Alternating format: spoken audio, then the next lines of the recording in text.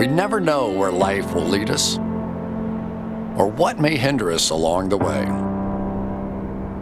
But while every day can feel like one big question mark, it doesn't have to. With the right insights, strategies, and solutions from Western and Southern Financial Group, together we can look ahead to leave the unknown behind. What's Pro Football Focus doing? Last week they had Brady. This week they got Brady. We're literally doing it differently from everybody else. As a matter of fact, moving forward from this point on, I will not make reference to PFF. Ready to get into it? Yeah. All right. We're going team by team. I would be very careful about slinging stone. Am I going to get sued? We got legal on this? I like football season, and all the things that go with it.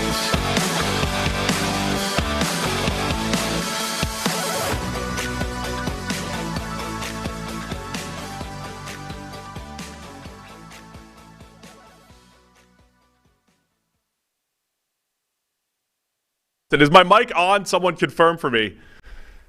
Walt will tell you in the chat. Tyler and Eli won't tell me in the booth if my mic's on. Been trying to talk to him for about 5 minutes. Guys, do you have graphics with win totals? Walt will let you know. Somebody confirm He's in the chat. Please. He'll let you know. He'll tell you if we're on or if we're just talking in mute. Hey, welcome in. Don't adjust your sets. We're probably muted. We're live on YouTube. Appreciate everybody that is watching with us in the chat, including you, Walt. But it is time, Sam. It is time. We got to be on point here. We got to be on point because we're doing 8 teams per show. It's season preview time, starting with the AFC and the NFC North. So we have to somehow no rants. We got to give every team exactly 30 minutes. Okay, but before we do that, I mean 15 minutes. Yeah. Well, start off with Good one. luck. Start off with one. We'll see where we get to. 4 hours. We have to, before we do that, divert the show immediately and at least mention this Johnny Manziel documentary, which everybody must go see. It's incredible. No, we want to make it a watch-along. Don't watch it until maybe we can do that as well, but we have to at least mention it up front. Would you watch the Johnny Manziel documentary with us if we did a watch-along? Sam's, you've watched the whole thing? I finished it. But we want to do a watch-along potentially as a show. It's genuinely incredible. Yeah, his agent apparently follows you. The guy who's features prominently. EB. I'm going to get EB on the show, hopefully. Features prominently in the documentary and breaks out some phenomenal revelations about the whole Johnny Manziel story, particularly surrounding, the draft process and all that kind of thing. I mean, if he would show up and watch that thing along with us, that would be pretty incredible. But either way, you need to watch that thing. It is amazing, some of the stories in it. Yeah, we'll try to get that going with Eric Burkhart and get him on the show potentially and discuss the Johnny Football documentary, which may be stealing a little thunder from Hard Knocks. Season 30. I don't know if it is. Right? I mean, there's enough room in the world for more than one piece of football content in August. There is. But not for season previews. There's only one place to get your season previews. Forget all those other shows. Forget our friends at The Athletic and The Ringer and Mina, even though I did her AFC North preview with her. Forget everybody else's previews. Oh. This is the place for your season previews. So we're going to be sprinkling them in over these next few weeks where they make sense. Sounds good. But first, the PFF NFL podcast is sponsored by Western and Southern Financial Group. While you focus on your roster moves, Western and Southern helps advance your money moves. Buying your first home, planning to start a family, wondering how to make your money grow? It's Western and Southern's playbook of life insurance, investment, and retirement solutions that helps you rest assured on game day. Team up to understand needs and address goals with a game plan built just for you. Get started at westernsouthern.com/PFF. All right, man, you ready to go? Let's go. This is evergreen content, as they say. People are going to be watching this over the next few weeks. But in very specific today news, we are going to Packers and Bengals practice. Yes. 2 teams who we will cover on the show today, so that's fitting. But we'll be going to live practice. We'll have some live takes all over Twitter and everything. And I've got my depth charts here. I've got them. I got these laminated. Laminated depth charts. So you get the Packers offense and the Bengals defense on one side. You flip it around, you get the opposite. I can't wait till we get there, and they're going to hand you a loose sheet of paper with the depth chart, and you're going to go, no, I've got my own. I've got my own. And it's better. And mine's not going to be a loose sheet of paper, in the wind, flying around or anything. I've got it ready to go. I have my own, and it's laminated and annotated. I don't need your If you want, I can get you one. I can stop by the house and laminate one for you real quick if you want to. No, I feel like I'd be too self-conscious. I would personally feel like an asshole if I was walking around with one of those. Now, that doesn't mean you should. We each to our own. I'm just saying that I personally would feel like What if I need to call a play? What if I get into the huddle and you cover your mouth to make sure nobody reads your lips and make sure that the QB hears you well? That also is a benefit. I forget who the coach was. Who was the coach that had like the really small play card and it looked sort of outsized in his... Well, Mike Leach had like a napkin. Yeah. Dick Geron back in the day used to have this like little book. Yeah. I don't know how he fit his right, but there's somebody out there, I forget, with like a normal looking one. It's just this size, right? That's how that looks like in your hand, even though I see. Like I've got like an index card. Yeah. I was taking a sip. That was the awkward silence. All right, it's time to go. Baltimore Ravens, they're up first. So what we're going to try to do now, can someone in the booth confirm, do we have win totals up on the screen? Do we have win totals for the Baltimore Ravens? Look at that. Perfect. We have projected wins. It's our projected wins, but we don't have like the betting line necessarily. But this is fine. That's fine. We got PFF projected wins. We got their team grades and everything. So let's start with the Ravens. We're going to try to keep it to 15 minutes per. Ravens coming off a 10-7 season, lost in the playoffs to the Cincinnati Bengals with Tyler Huntley under center. Sam, what are you looking for this year for the Ravens? What are the biggest storylines coming in here? Well, first of all, somebody's got to put a clock on this and see how close to 15 minutes we end up with our. All right, we'll do signals. If I hold up a 2, it means we get 2 minutes left. Subtle. Yeah. It's real code there. You'll know. Yeah. 15 minutes starts now. I mean, obviously with the Ravens, the thing to watch is what Lamar Jackson is going to look like in a new offense. And they've kind of talked about what it's going to look like. It's going to look like Louisville offense. It's going to look like 3 wide receivers, spread offense. Like it's going to be more of what he ran at college, not what he ran for his entire time in the NFL. Ironically, Lamar Jackson might be one of the few quarterbacks ever to run like a more pro-style offense in college than he did in the NFL. Like he reversed it. He ran a pro-style offense at Louisville when everyone thought he was running some crazy, college thing just because that's the way you assume athletic quarterbacks survive at that level. And then when he got to the NFL, they actually built like a custom, bespoke, weird offense to suit his skill set. It's the exact opposite of the way it usually works. So all this sort of hand-wringing of, can Lamar function in a real NFL offense? I mean, he was doing that at Louisville. I don't think it's a real NFL. I mean, it's just right now it's just going to be a new offense. There was definitely a point. Look, it's going to be a lot closer to most other offenses than everything he's been doing so far. Yeah, I mean, I think there was definitely a point in the Greg Roman era where it felt like more spread to run made sense. Right, Greg Roman would, it was multiple tight ends and fullbacks running around, Patrick Ricard, and all sorts of orbit motion and all these different things. And it always felt like the next iteration for that offense would be, hey, what if they spread to run a little bit more? And you actually don't have to be as good at the point of attack because now you've got even more running lanes. So I think we'll still see plenty of Lamar Jackson running like he did in Louisville, right? He had 75% of his rushing yards in college were on design runs.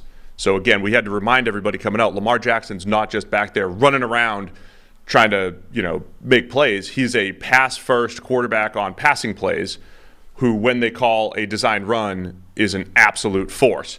So I think the Ravens will be able to find that balance. And then offensively, what happens with the receivers? So Rashad Bateman coming off of injury, heading into year 3. Zay Flowers drafted in the first round. And, of course, Odell Beckham Jr. Is this the best receiving core that the Ravens have? If you go back to the PFF archives, was it like 2 years ago? Maybe early 2021, there was a point where Bateman was there, Marquise Brown was there, and was it Sammy Watkins at the time? It felt like their best group at the time, early in the season, and then injuries hit and it just didn't work. But this looks like, on paper, could be the best receiving core that Lamar's ever had. Yeah, I mean, should be, really, given the level that it's been at previously. You've also got what happens to a guy like Isaiah Likely now that they're going to be running fewer 2 tight end, 3 tight end formations and more 11 personnel. Do we just kind of convert him into a big slot? Does he end up getting a similar role to Dalton Kincaid potentially in Buffalo, where we just say, like, the line now between a move tight end and a slot receiver has essentially been erased, and you're just going to take that role for us? What Zay Flowers does year one is going to be fascinating. You and I were both lower on him than a lot of people, but there were people out there that thought Zay Flowers was the best wide receiver in this class. I think that's kind of crazy, but the reports in camp have been phenomenal. On the other hand, he's also the type of receiver who I could imagine looks amazing in training camp, given his skill set. So generally seeing how he performs year one with Lamar Jackson and this new offense is going to be fascinating. But also, the overriding point in all this is what Lamar looks like. Like, this could easily be the single best passing season he's ever had, including his unanimous MVP season. And then the question becomes, what effect does this have on his rushing, which is obviously a huge part and has been the foundation, really, of the offense that he's run up until this point. So just that entire dynamic is clearly the most important and interesting part of the Ravens. Just to remind people about Lamar's career, his passing grades through the years, his MVP season, 82.5 overall passing grade. He was over 90, including his rushing. That was by far the best passing grade of his career. It dropped to 74 in 2020, 65 in 2021, and then last year a 72. The passing grade doesn't sum up Lamar because of what he brings with his legs and because of what he opens up for the rest of the offense.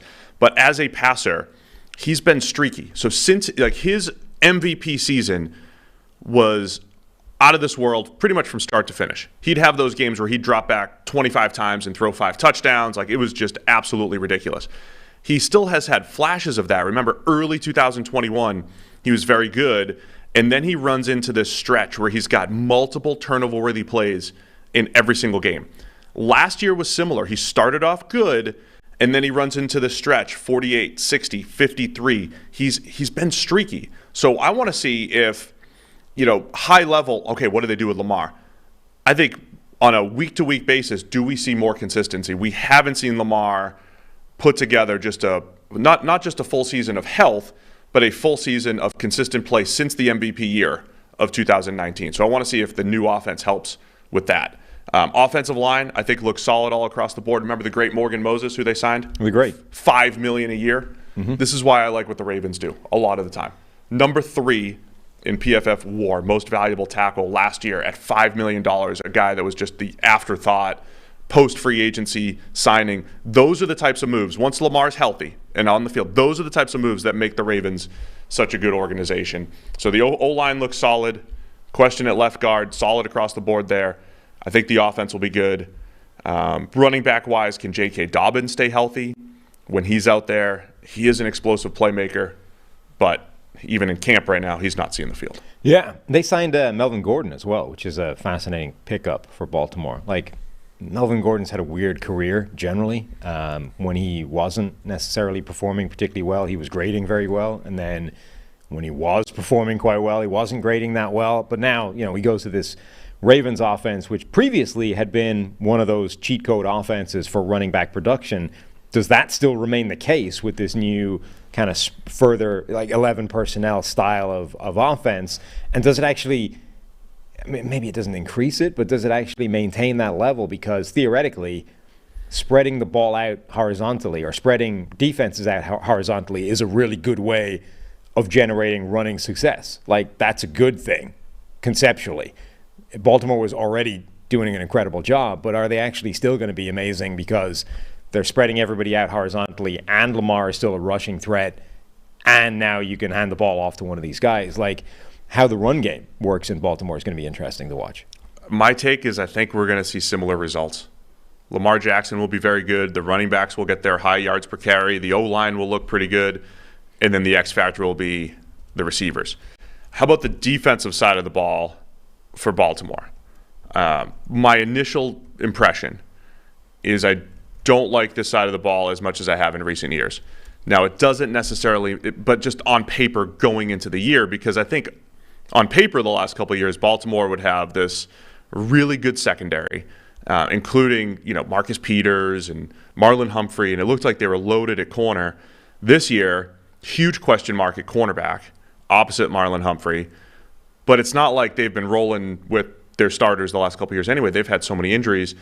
So on paper, I don't know if it's as good as previous years, but they should still be pretty good defensively as well. Plus, you get year 2 of Roquan Smith in Baltimore system, where he looked really good after they traded for him last year. Yeah, the Ravens defense generally, I think, is going to be another pretty interesting group. They've got talent. They've done a decent job of backfilling in a lot of places. They've got a lot of young guys who we expect to take a step forward. You've got, what does this year of David Ojabo look like, having come back from the Achilles to get on the field late last season, but it was more a sort of, that felt like just a statement to prove that he was, doing it. Like, I want to get back to be on the field.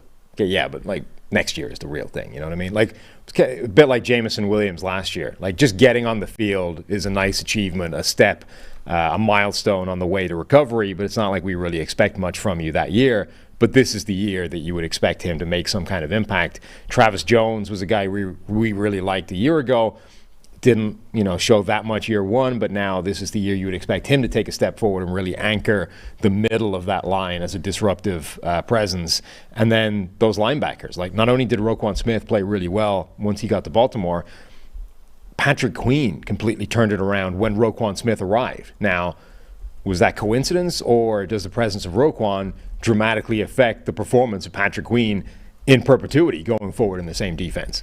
Yeah, it's a great question because Roquan Smith looking completely different and having that effect on everyone else.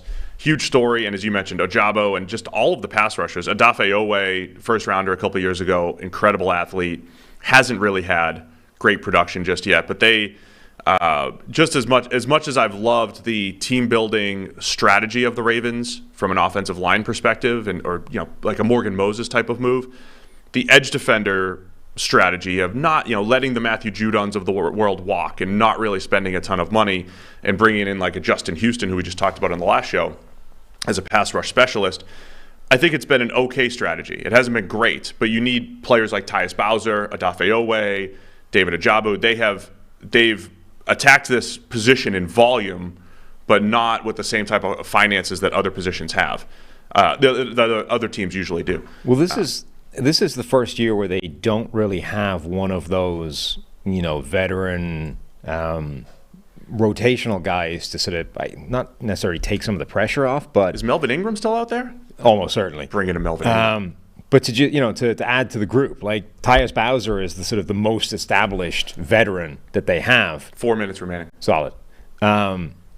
Everybody else is young and unproven to some degree, or just very young and inexperienced, and needs to step up and make those plays, unless they go out and sign a Melvin Ingram or whoever the veteran is to come in and do that. But right now, on paper, this is the youngest and most inexperienced edge rushing group they've had, without that established, like, proven guarantee of 40-50 pressures from a guy like Justin Houston. I mentioned the secondary. So Marlon Humphrey, once again, one of the best cornerbacks in the NFL. They move him outside in the slot, does a lot. The other corner, and so here's what I like about the secondary. 3/5 of it, basically, feeling pretty good. Marlon Humphrey, Marcus Williams, who has been one of the better free safeties in the league over the last few years, Kyle Hamilton, who may have been a part of some of those early season coverage busts, but eventually settled in as a very good, mostly slot defender, flying around making plays. Those 3 guys are really good. The cornerback spot opposite Marlon Humphrey, though, and I guess in the slot, Rocky Sin potentially there. He's had a couple okay years here and there. He's never really lived up to the top of the second round, type of draft status. Kevon Seymour. That's it. Like Jalen Armour-Davis, Darryl Worley. They don't have much competing for cornerback 2. So that could be something to keep an eye on here for the Ravens. And outside of Marlon Humphrey, they're very thin on people that have played the slot as well, right. Certainly to a high degree, it's or a high weird level. Group of slots, unless they're saying Kyle Hamilton is manning that position and someone else is stepping. And as much as like Kyle safety. Hamilton did play a lot over the slot last year, but it was much more of a quarters alignment as a safety, covering the slot against, specific routes and matchup concepts, not necessarily like man-on-man in the slot against, 5'9" slot receivers. Like Kyle Hamilton matching up one-on-one with Zay Jones in the or Zay Flowers in the slot on every route feels like a bad matchup for Kyle Hamilton. But if he's lining up, 10 to 12 yards in off coverage in quarters, monitoring, an Isaiah Likely, for example, that feels better. So I think he can certainly be a part of defending the slot as a general concept, but not across the board. Like you also need that dedicated nickel corner in there somewhere. All right. Do we, Eli, do we have, okay, so I think the way DraftKings does these win totals, they're giving you the default here. DraftKings.com has the Ravens at 10.5. Does that sound right? Perfect. There it is. It's thrown up there. 10.5. Now, DraftKings gives you this ability to kind of like slide it up and down and change your odds and everything, but they'll give you the default at 10.5 for the Ravens. Now, if someone went back and tracked my picks last year, not my game picks, which we know were historically awful, but even just my preseason over-unders, because I lean more positive, I probably chose the over on everything for about 3/4 of the NFL teams. So please don't check me on that. Don't check my math. I'm just going to go with whatever I'm feeling at that point. I might send everybody over. They can't be worse than your actual game picks. So, that's true. Let's just rock. That is very true. So we're under a minute here. Okay. On our timer. Yeah. Let's make a pick here for the Ravens. Over or under 10.5, Sam? Under. Division, the AFC, like across the board, it's too hard for anybody to have a ton of wins unless you're like an absolute like no-brainer stud of a team. So for the AFC, I think I'm going to be leaning under for a lot of those. Oh man, this is a difficult one. If Lamar stays healthy, I think they can win 11 or 12. Oh, absolutely can. Sure. I mean, the range of outcomes for all of those teams is going to be above their win total, but my default is going to be under because there's just too many good teams in the AFC. I guess I'll go under, just for similar reasons. Because it's loaded, it's the AFC North, which I do think is one of the best divisions in football. Mm-hmm. So give me a minute here while I pick this thing up. What else about the Ravens? Wrap it up. Wrap up the Ravens. That's it, Ravens. Right? Like the timer's going to like make a noise here, too. Oh, sweet. You'll actually have a buzzer when we've gone over. Yeah. No, I mean, look, that offense is everything. And as much as there's a degree of worry because it's something new and going away from what has been pretty successful for them, it's also exciting because there's the potential that Lamar has actually been trapped a little bit in the offense of Greg Roman, albeit one that probably needed to exist for him to transition the way he has. But, like, who knows when he was ready to flip over to a different offense. So over-under's 10.5. Let us know in the chat if you've got over or under for the Ravens. Speaking of DraftKings, they've launched their largest best ball tournament in DraftKings history. Right now you can enter into DraftKings best ball tournament for a shot at over $10 million in guaranteed cash prizes. Make your entry into the draft today. Sit back, relax, and enjoy the NFL season without having to worry about managing your roster, waiver wires, or anything else. To start playing best ball, download the DraftKings app using code PFF. Enter DraftKings Best Ball Millionaire Contest and snake draft your team for the season. Each week, you'll automatically rack up points from all your top scorers. No ads, no drops, no trades, no I should have played him instead. Teams with the most points by the end of the season will have a shot to take home the $1 million top prize. So what are you waiting for? Head to the DraftKings app and sign up with code PFF and start playing best ball today. Join the DraftKings $10 million best ball tournament only on DraftKings with the code PFF. Gambling problem? Call 1-800-GAMBLER. Age and eligibility restrictions apply. Void where prohibited. See DraftKings.com for details. All right, next up, hometown Cincinnati Bengals, where I could pull out the trusty depth chart here for the Bengals. The big story, of course, Joe Burrow's calf. That might not be the season-long story. It's the preseason story. I wonder if he's there today. You can talk to him as a fellow calf injury sufferer. I could probably give him some advice. Right. Yeah. I, too, have missed time due to the calf, phantom calf. Let's start the 15 minutes. Yeah. His might not be a phantom. I saw him in pain. Right. It might hurt a little bit. Yeah, he limped off the field having pulled his calf. So Bengals 12-4 last year in a 17-game schedule somehow. Projected wins is 11.36. Sorry, I'm just somebody. I don't know. Were they 12-4 or 13-4? Or 12-5 or 13-4? I don't remember. I mean, you just out here. Did we throw out the last game? Lighting up the Ravens, maybe? The production staff. This is probably how Colin Cowherd's going to go after saying that Dwayne Haskins can't win a Super Bowl. Oh, gosh. There's some poor production guys getting fired at the end of that. Our guys won't. Our guys are great. No, we don't have the power to fire anybody. But the Bengals went to the Super Bowl in 2021 and then lost in the AFC Championship. Close game, of course, with the Chiefs on the way to the Super Bowl win that the Chiefs had. So, can the Bengals get back to the AFC Championship and beyond? Can this be the year that they go to the Super Bowl? Win the Super Bowl? It can be. Perfect. Yeah. Good answer. Will it be? Who knows? So what's changed here? Like last year, let's start in the offense again. Last year, the big talk was how they somewhat cheaply shored up their offensive line. Now, as they got into the playoffs, injuries mounted, including left tackle Jonah Williams, and it pretty much looked like the previous year's offensive line once they got into the playoffs, maybe a touch better. This year, though, again, going into the season, Orlando Brown Jr. comes in to play left tackle. Jonah Williams moves to the right side. There was just an article yesterday. Paul Daner, what do you got here? You got something to say? Well, the the Bengals and the Bills had a game that was called off. That's why they had 12-4. Sorry.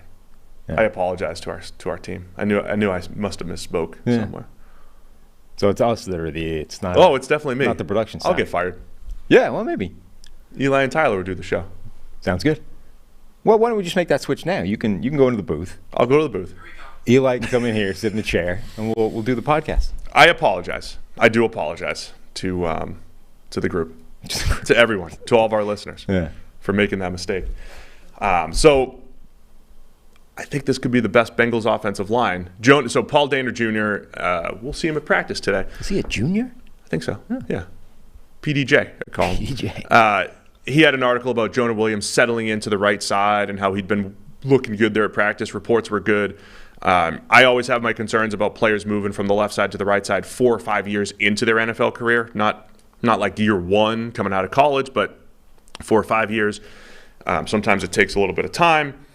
But if he settles in at right tackle, Orlando Brown Jr. at left tackle, Alex Kappa, and they've got a good squad. Ted Karras, they've got a good offensive line. We know about the playmakers: Jamar Chase, T. Higgins, Tyler Boyd, Joe Mixon's back. If they could all stay healthy, make it a little bit easier to get through the AFC and maybe even win a Super Bowl if the offensive line can stay intact this year. Yeah, and maybe the most loaded wide receiver group in the NFL. And everyone focuses on just the top three: Jamar Chase, T. Higgins, Tyler Boyd. But the guys that they've drafted have been making plays in training camp. Charlie Jones, who I maintain, it makes no sense. There's no pathway for this to happen, but I feel like that guy's going to have a useful contribution in his rookie season. Like, he's going to make some plays that are going to be important for them. But Andre Iosivas, the Princeton wide receiver, has been making a ton of plays as well, and has gone from here's an afterthought that might not make the squad, to maybe this is a reason that they can move on from T. Higgins in the future. Like that, those are the sort of reports or talk that is going around with that guy.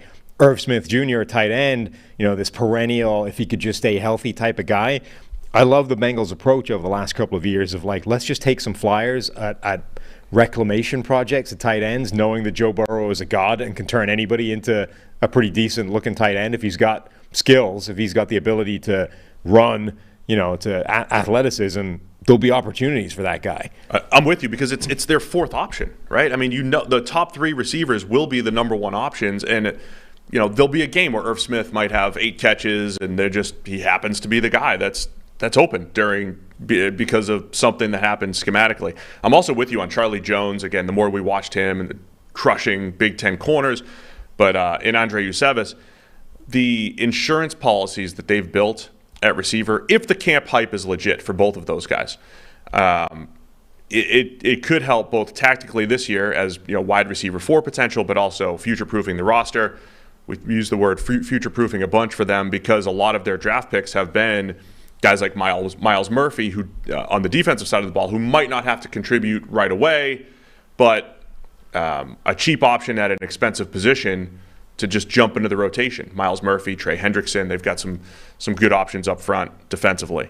Anything else about the Bengals offense before we move to the defensive side of the ball? I think they're going to be explosive. They're going to be great. I think Burrow has settled in as QB 1, 2, or 3, depending on how you want to rank them. Yeah, it should be a really good unit again. I think Orlando Brown Jr. as an acquisition was a really great piece of opportunism for the Bengals. Like, they didn't go into the offseason expecting that to be a thing that they were interested in. It's just all of a sudden Orlando Brown's market wasn't there, and they lost a couple of players they were probably anticipating on keeping, and decided to move the money around and go after him. So now you bring him in, should be a significant upgrade. Even if Orlando Brown is not an all-pro or whatever, he's better than Jonah Williams was last year, and probably better than Jonah Williams has ever been in the NFL. But Williams himself should be an upgrade over what was at right tackle last year. Like, even if he plays like he did last season, it's probably an upgrade. And if he goes anywhere near his previous baseline, it will be a reasonably significant one.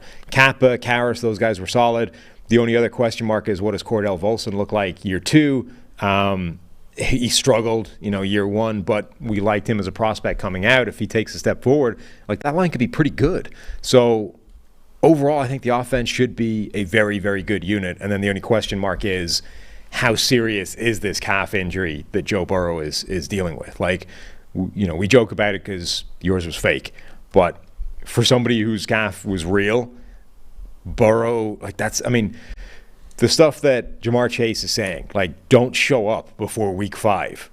I mean, that might not be a dumb idea. Like, yes, you might be sacrificing seeding, but does seeding even matter in the AFC? Like, sure, if you get the number 1 seed, it's huge because it's a bye. Like, you don't have to play one of these murderers row teams in the playoffs. But anything outside of the number 1 seed, you're going to have to play them anyway. Let's just make sure that Joe Burrow is there when you're playing them. Yeah, I think I said this a couple shows ago, whatever, but the 17th game plus the only one bye, because it's just harder to get, might make it more likely for teams to do that, to rest starters and say, the difference between seed 2 and 4 isn't that drastic.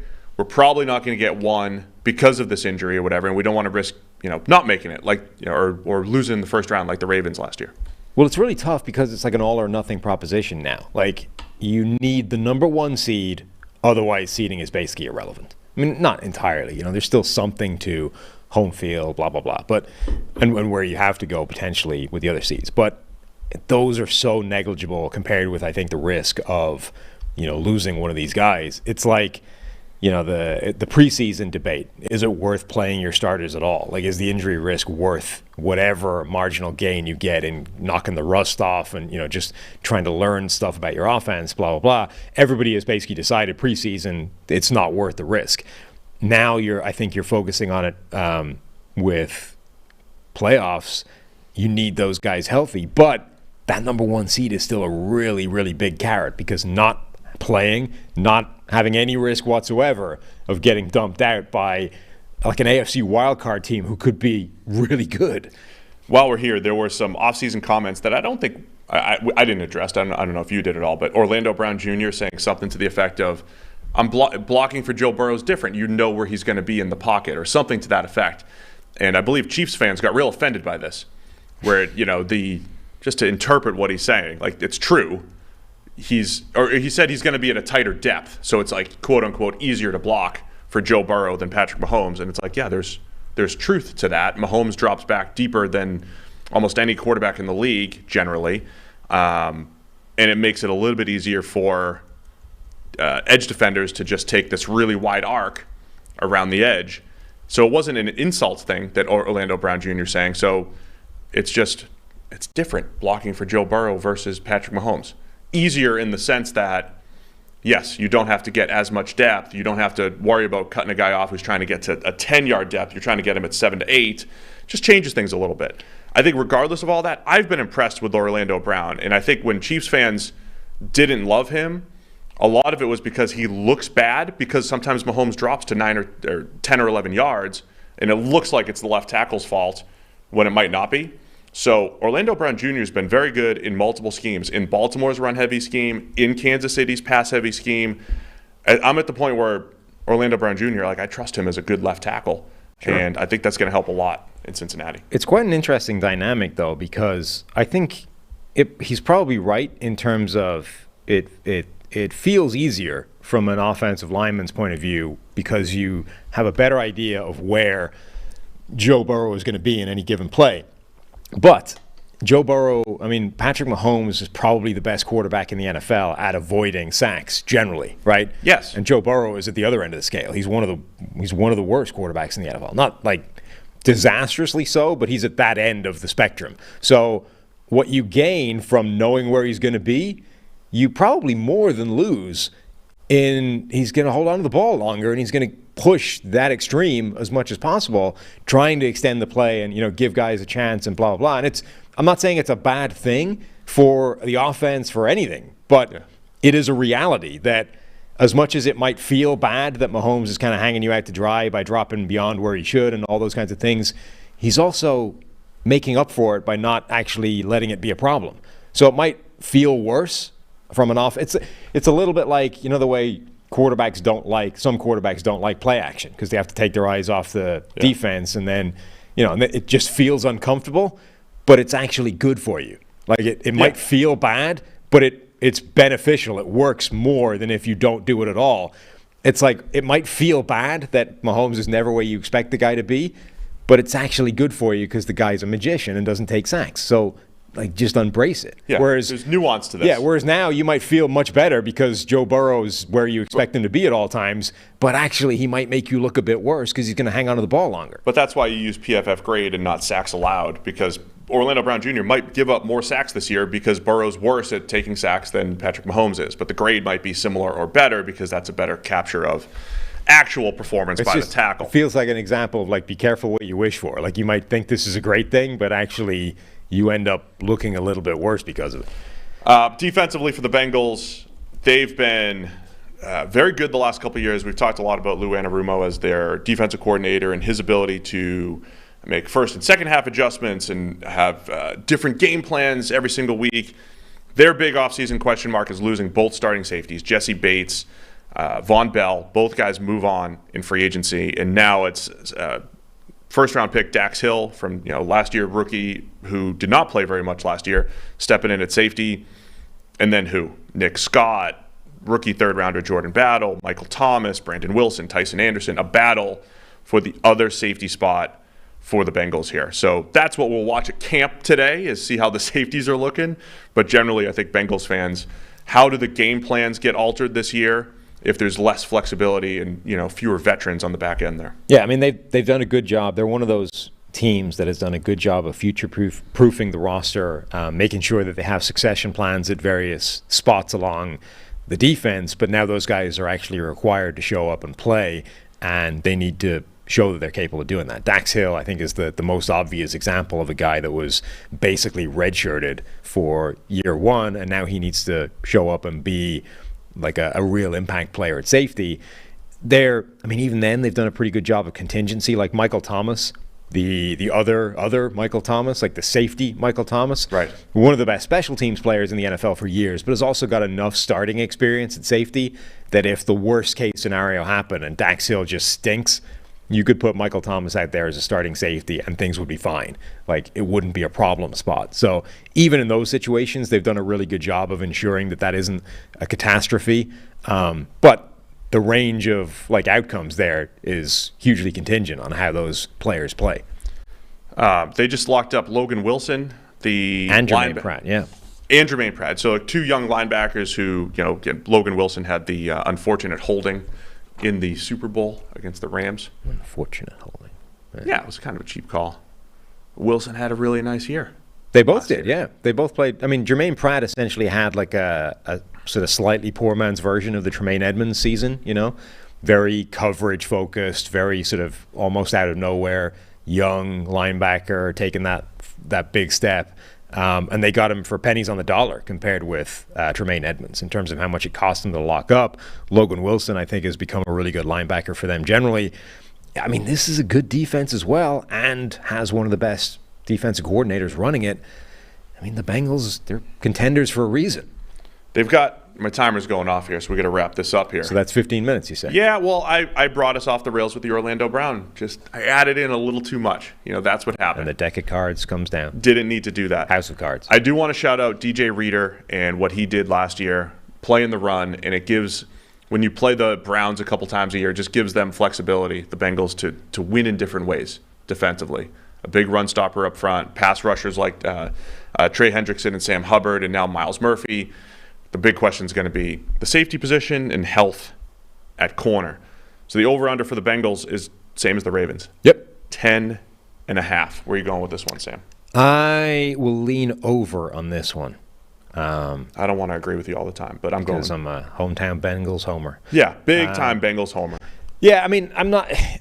Again, I'm going to default under for most of these, but I do think that the Bengals have the furthest advantage over the rest of those teams. Like they are up there with Kansas City and whoever else you want to put in that true alpha tier of contenders, where there's not a lot to dislike about this roster. There's a lot of depth in a lot of places and a lot of contingency in a lot of places, and they have Joe Burrow. Now, this is kind of assuming he plays week 1, week 2 at the latest.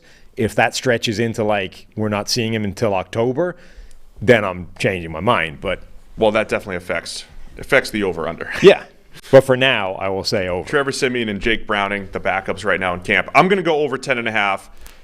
I learned a lot last year. The Bengals weren't just a one-year flash in the pan. They backed it up last year, and I've said before, I think the most impressive thing for me from a Zach Taylor head coaching standpoint is their ability to bounce back. They laid an absolute egg on Monday Night Football against the Browns last year, and they bounced back, and they played their stretch last year against a lot of tough teams, and they handled it. The bones of this thing are solid. The Bengals are not a team that just had a run one time, and are going to struggle to get back. This is a team that is a for real contender, in the same way the Chiefs are locked into being in the AFC title game every year as long as they have Mahomes and Reed. The Bengals are locked into being the team they face, barring, getting knocked out by another team. They're right there with Kansas City as a legitimate rival for a period of time. All right, 15 minutes on your Cleveland Browns, give or take. Ooh. Cleveland Browns are up next. Tyler's Cleveland Browns. So we got a Browns and Bengals fan in the booth right now. That's how it usually goes here. Browns were 7-10 last year. This year projected for just about 8 wins, and a fascinating roster because, again, they've done a nice job of building just unit by unit. They're good. Offensive line, receivers. We'll talk about their new defensive line and all of the new pass rushers that they've added in. Jim Schwartz comes in to coordinate the defense. There's a lot of additions to a Browns team that just had a weird season. You had a 12-game suspension from Deshaun Watson. Jacoby Brissett played solid but wasn't able to close some games. And then Watson comes in and plays the worst ball of his career in a 6-game stretch, 5-game stretch, whatever it was. So we have no idea what's going to happen at the quarterback position, right? Everything's good on paper. The Browns are making moves, like I was saying with the Ravens. It seems like a lot of just over and over more good decisions than bad, but it's all going to come down to what do they get from Deshaun Watson, who is now almost 3 years removed from the best play, real good NFL play. We haven't seen it in a while. Yeah, just viable NFL play. 3 years removed from playing, essentially at all. And I forget who it was, but the thing that was most concerning last year about Deshaun Watson is that, to me, there were no signs of improvement. It wasn't how long does it take to knock the rust off of a couple of years on the shelf? Nobody knows because it's never really happened at a quarterback, in the modern NFL. We've never really seen that. So it's entirely plausible to say it'll take a half and then he's back, right? It does in preseason. Or it's also entirely plausible to argue, it's going to take 4 or 5 games or whatever, and then you'll start to see it.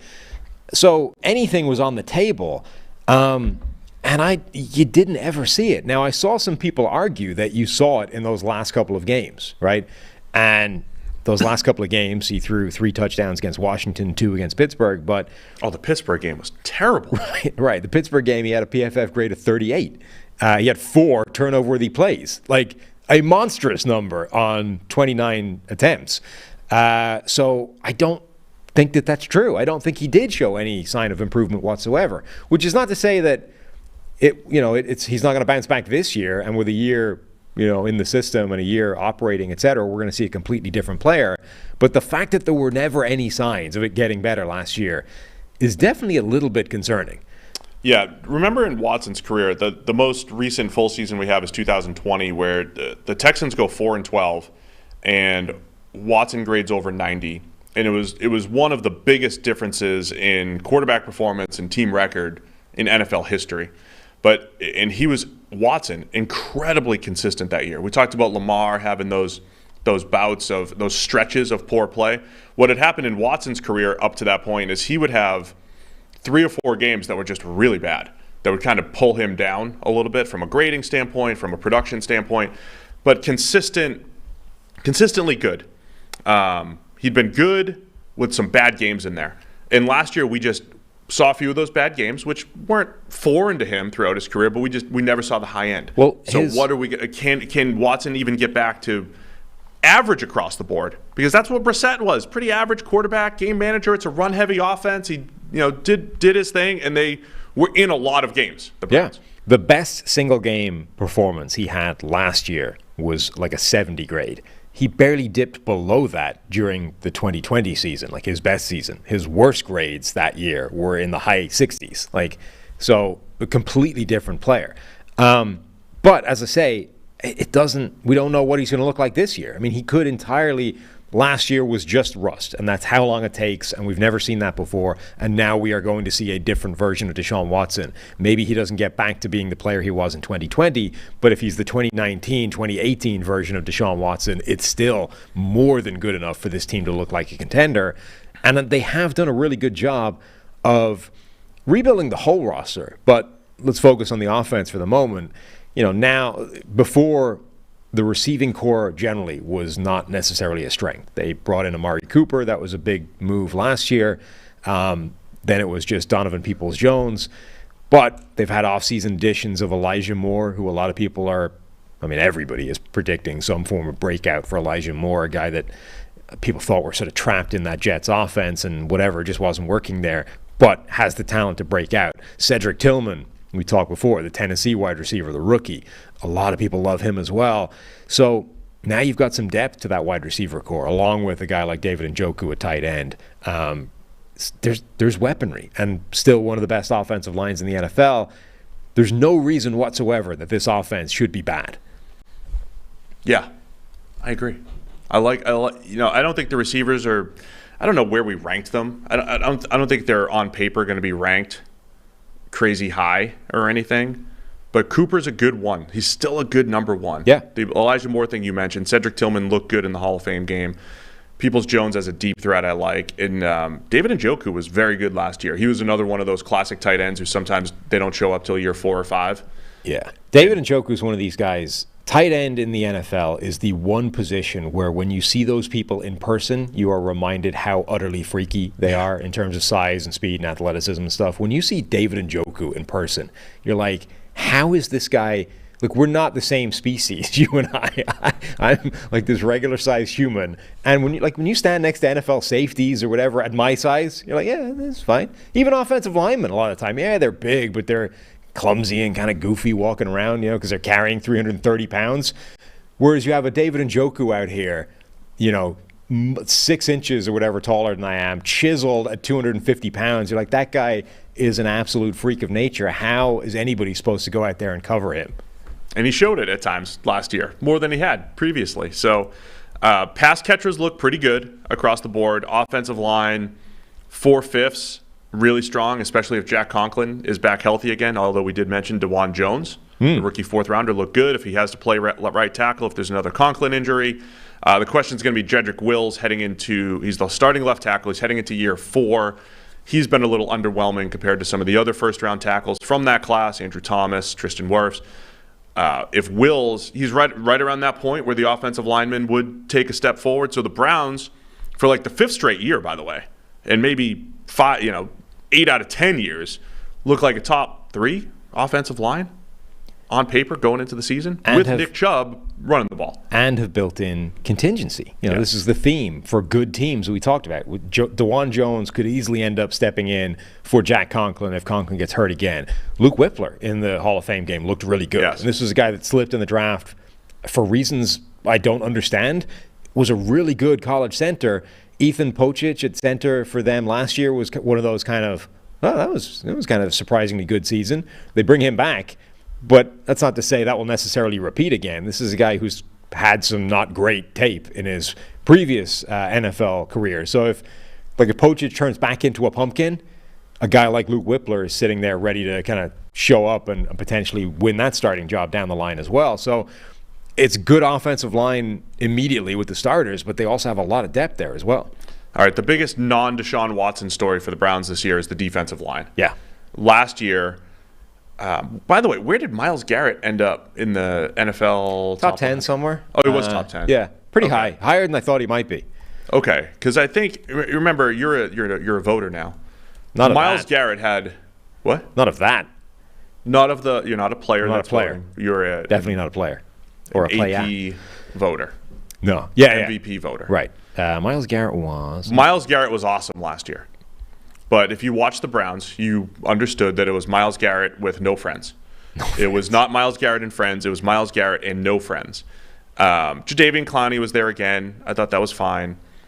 They got some below-average play from Alex Wright. Maybe I misspoke. Where is he? I don't think he's in 20. Yeah, he felt that he's in 20 because he was coming off this year where people just forgot him. He's just as good as Micah Parsons and Nick Bosa and TJ Watt. He's right there with all those guys. Yeah. Oh, I mean, better, I would argue. Myles Garrett, there were 3 amazing seasons from edge rushers last year. Myles Garrett, Nick Bosa, Micah Parsons. And the big thing was, there's 3 players who all had, they were 3 Defensive Player of the Year candidates, and the 3 guys have to try and get squeezed into 2 All-Pro spots for the edge, right? And it's which guy misses out? Which Defensive Player of the Year candidate misses out, not just on Defensive Player of the Year, but actually All-Pro as well? And it was very difficult to separate any of the 3, and we ended up dropping Nick Bosa out as the guy that missed out because essentially the only data point you could find that split the 3 of them was Bosa had by far the easiest assignment on an average basis relative to the other 2 guys. When you look at some of the offensive tackles that Micah Parsons victimized, it's insane relative to who Nick Bosa was playing. And because of that the defense that they were running there, Nick Bosa was getting blocked by tight ends more often than left tackle, not more often than left tackles, but was being blocked by tight ends more often than the other guys were as well. So generally speaking, his assignment was an awful lot easier, which is not to say that he didn't do an amazing job with those assignments, but it's what does it look like if Myles Garrett has that assignment, right, on every single snap? Does he have a better season? Maybe. So they tried to find friends for Myles Garrett. The other part of this, it was Garrett and it was Clowney. It was really those 2 guys. But the Browns looked like they had taken this very analytical approach to building the roster. When you stack positions on the defensive side of the ball by value, defensive tackle usually comes down at the bottom these days. I've talked to other teams who have done this, and we can do this a little bit. It doesn't mean if you have Aaron Donald, it's not a good thing. If you have special players, they're going to make an impact anywhere. Aaron Donald, Chris Jones. But in a vacuum, defensive tackle is far less valuable than, say, edge, corner, maybe even safety and linebacker. And it felt like the Browns built their team like that. They just said, okay, we're not going to spend money here. We're just going to grab some third and fourth rounders who do actually develop into decent defensive tackles historically. And it just hasn't worked at all. Jordan Elliott has not been good whatsoever. Some of the other investments that they've made, not great. So this year, they've changed. And they go and get Dalvin Tomlinson. He's making over $14 million a year. Just having Tomlinson should shore up that run defense, which, we talk a lot of, maybe the run defense isn't as important as it used to be, and it's a pass-first league. But if it's that bad, and the Browns have had games where it's that bad, where they get run over for 200 yards, and we've seen that. The Chargers have a similar deal. When you're that bad, it's an issue. And the Browns have gone to great lengths to shore that up at defensive tackle. Dalvin Tomlinson, Siaki Ika comes in, the great Maurice Hurst comes in. So they should be better at defensive tackle. Tristan Hill as well. Yeah. And then they also go get Obo Okoronkwo on the edge, who looked like he was going to be the guy opposite Myles Garrett until they grabbed Zadarius Smith for pennies on the dollar in a trade with the Vikings. So, yeah, I like what the Browns have done on the D-line this offseason. Love it. A clear focus on that defensive line. We are talking, 1, 2, 3, 4, 5, 6 plus significant additions to that defensive line because they drafted players as well. Guys like Isaiah McGuire. This is and Siaki Ika, the big nose tackle. They really went hard after this defensive line, which not only should help, shore up the run defense, shore up the pass rush, help Myles Garrett by proxy because he's not the sole focus of attention anymore. It should also help the back end that got victimized last year.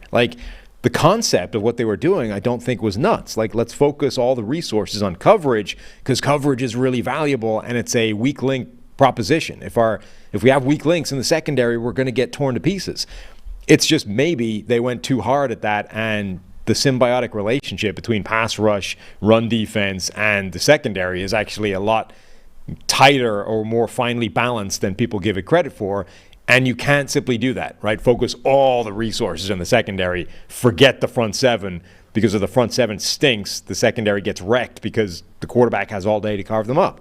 So not only will it help the pass rush and the run defense and Myles Garrett, I think it's probably going to help the secondary bounce back and show the talent that they have, which is substantial, right? Denzel Ward, Greg Newsome, a first-round pick. Martin Emerson played really well. J.O.K. as a coverage type of linebacker. Like, there's a lot of talent on that back end as well. So across the board, I think this has the potential to be really good. And just circling back to a guy like Zadarius Smith in particular, obviously, you know, an edge rusher by trade, etc. But like fully a third of his production comes rushing on the inside, right? Like as a stand-up rush linebacker who sticks himself in the B gap and runs from the interior, rushes from the interior.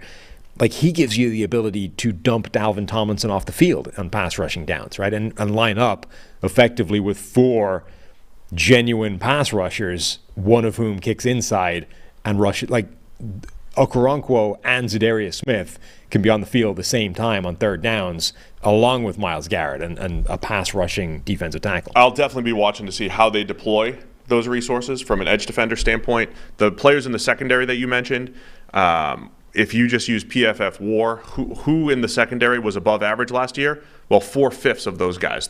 The worst guy was Denzel Ward, who out of nowhere just had pretty much, I mean, by far the worst season of his career. He's normally one of the better corners in the NFL, so the potential's there. Juan Thornhill, Grant Delpit, Martin Emerson, who you mentioned, Greg Newsome, those safeties and corners were all above average using PFF WAR last year, and Denzel Ward was not. He was well below average, but I expect a bounce back year from him. So on paper, things look a lot better on the defensive side of the ball for the Browns, plus Jim Schwartz running the show. Time's up. 9.5 is the over-under for the Browns. Where are you going with this one? Oh, Browns are one of the teams, they might have the widest range of outcomes in the NFL. Yes. Like, they could be a true AFC contender, or if Deshaun Watson is no better than he was last year, they could be bad. Like, very bad. So, 9.5. I'm going to take the opposite of whatever you take. So. Oh, okay. Well, then let's stick with our cliches. I'll go under, you go over. Yeah, I'll lean on the positive side. I'll take the positive range of outcomes here for the Browns. It is worth, I mean, it's also worth noting, you know, they won 7 games last year without Deshaun Watson in what's seen as a massive disappointment. So as much as their range of outcomes, I think, is pretty broad, they're unlikely to be truly awful. Yeah. This is what I'm struggling with, because the Pittsburgh Steelers are up next. And I kind of feel good about the actual rosters of all 4 AFC North teams. Yeah. I mean, I think the AFC North is one of the toughest divisions in the NFL. All 4 of those teams, I think, are good in abstract terms, which isn't to say that, you know, one of them just catches the bad end of every close game and finishes with like a 6-win season. So Steelers finished 9-8 last year because, of course, they did. Mike Tomlin. And they're projected for exactly 9.19 wins this year because of Mike Tomlin. Lock it in. And that's what they're going to do.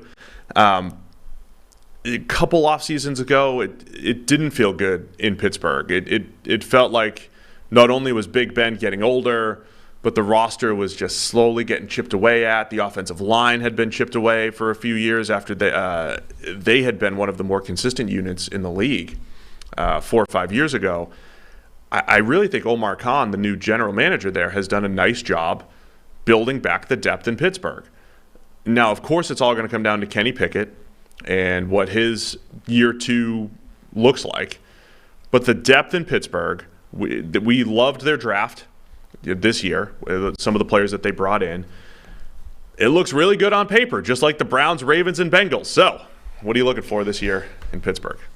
Similar story to Baltimore in terms of, I think the focus is actually less on personnel and more on scheme and coaching and what that looks like. But the difference being Pittsburgh's defining characteristic is that they didn't change anything from that point of view, whereas Baltimore's is that they did. Like, the big focus for the Ravens is, what does the new offense look like? The big focus in Pittsburgh is, can the system that didn't change actually take advantage of what looks like a massive influx of really talented playmakers across the board. George Pickens, lighting it up in training camp, making spectacular catches left, right, and center.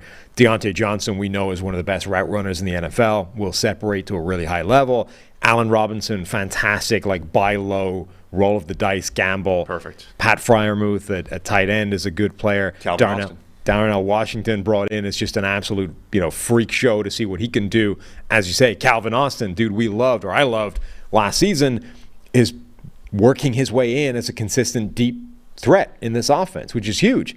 Najee Harris, as much as people are souring on him generally, I think is a talented player who's just being let down by the fact that the expectations or the ask for him was unrealistic.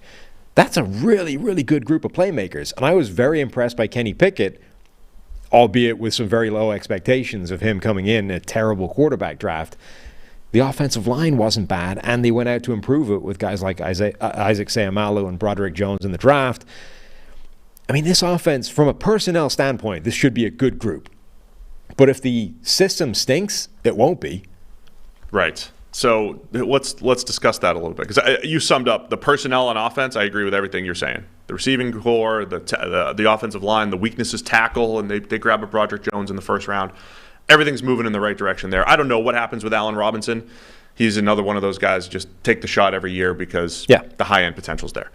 So what do you do with Kenny Pickett? Because there's definitely ways to look at our data and say, man, he played pretty good ball last year after, he's a rookie, after a bit of a slow start. He played pretty well down the stretch.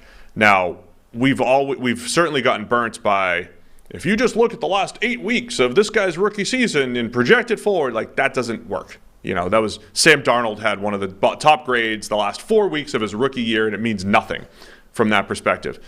But what Kenny Pickett did, and even Mitch Trubisky, from a PFF grading standpoint, they were both solid, graded in the 70s. They were fine. But the stats weren't great. And, I say this a lot about PFF grades. I think it's a good way to separate the quarterback's contribution versus the rest of the offense's contribution. So when you see Kenny Pickett with 7 touchdowns and 9 interceptions, if I just went to Pro Football Reference and looked up Kenny Pickett's stats, I think, that's a rookie year right there. More interceptions than touchdowns, and everything's pedestrian. But we had him graded far better than those stats showed. And I think what's happened is the offense is not creating the easy, right? It's the opposite of Kyle Shanahan's system, where you don't have to perform at a high level to have gaudy stats. Steelers quarterbacks, it seems, over these last couple of years, have to work really hard to have great stats. And you usually point that to the offense. Usually you look at the offensive coordinator or the playmakers. And I don't think it's the playmakers in Pittsburgh. They have a variety of different styled pass catchers that should work well with Kenny Pickett. The offense also just had a bit of a spark with Pickett over Trubisky, just having QB sneaks and some a few runs here and there that worked. So I like Pickett. I think he'll have a good season. I still don't know if it's going to show up on the stat sheet. The contrast between Kenny Pickett and Brock Purdy last year is fascinating, because they had very, very similar PFF grades. So on a play-by-play accounting of their season ends you up in a very similar spot, right? 75.5 for Kenny Pickett, 76.6 for Brock Purdy. Similar kind of difference in terms of passing grade. Very close. Brock Purdy basically a grading point higher across the board. But statistically, Kenny Pickett has 7 touchdowns, 9 interceptions. Purdy had 13 touchdowns, 4 interceptions. And, any box score type of stat says Brock Purdy was light years ahead. But actually, Kenny Pickett had a big-time throw rate of 4.3%, which is actually pretty good. That's the same as Dak Prescott. It's 0.1 behind Kirk Cousins.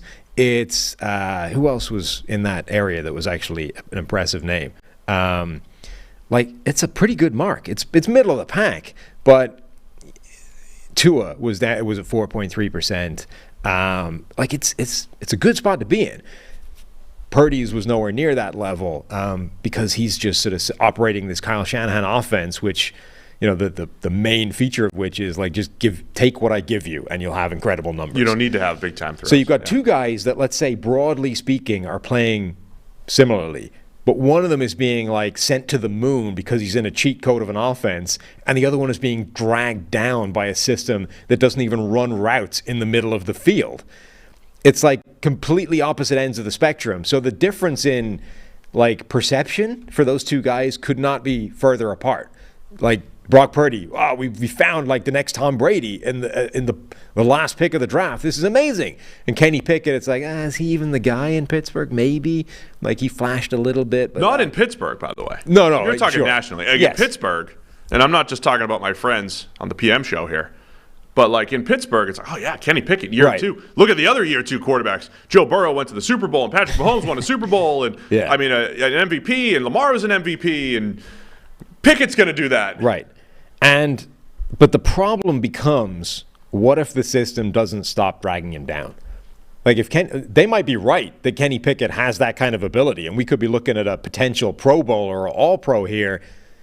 But if the system doesn't change, he will continue to get dragged down by it, and he will average 6.2 yards per attempt, and he'll have more interceptions and touchdowns. And, these things could repeat if the system doesn't help him out. And that's the big concern. So one of Pickett's first games, playing the Dolphins, Sunday Night Football, he's got a fourth quarter comeback attempt and throws a terrible game-ending interception. It's like, oh man, just doesn't have the traits, just doesn't do it. But then you've got like Christmas Eve against the Raiders, a couple other games in there where he had a little of that late game magic. And I think that's where Steelers fans are most optimistic about Pickett.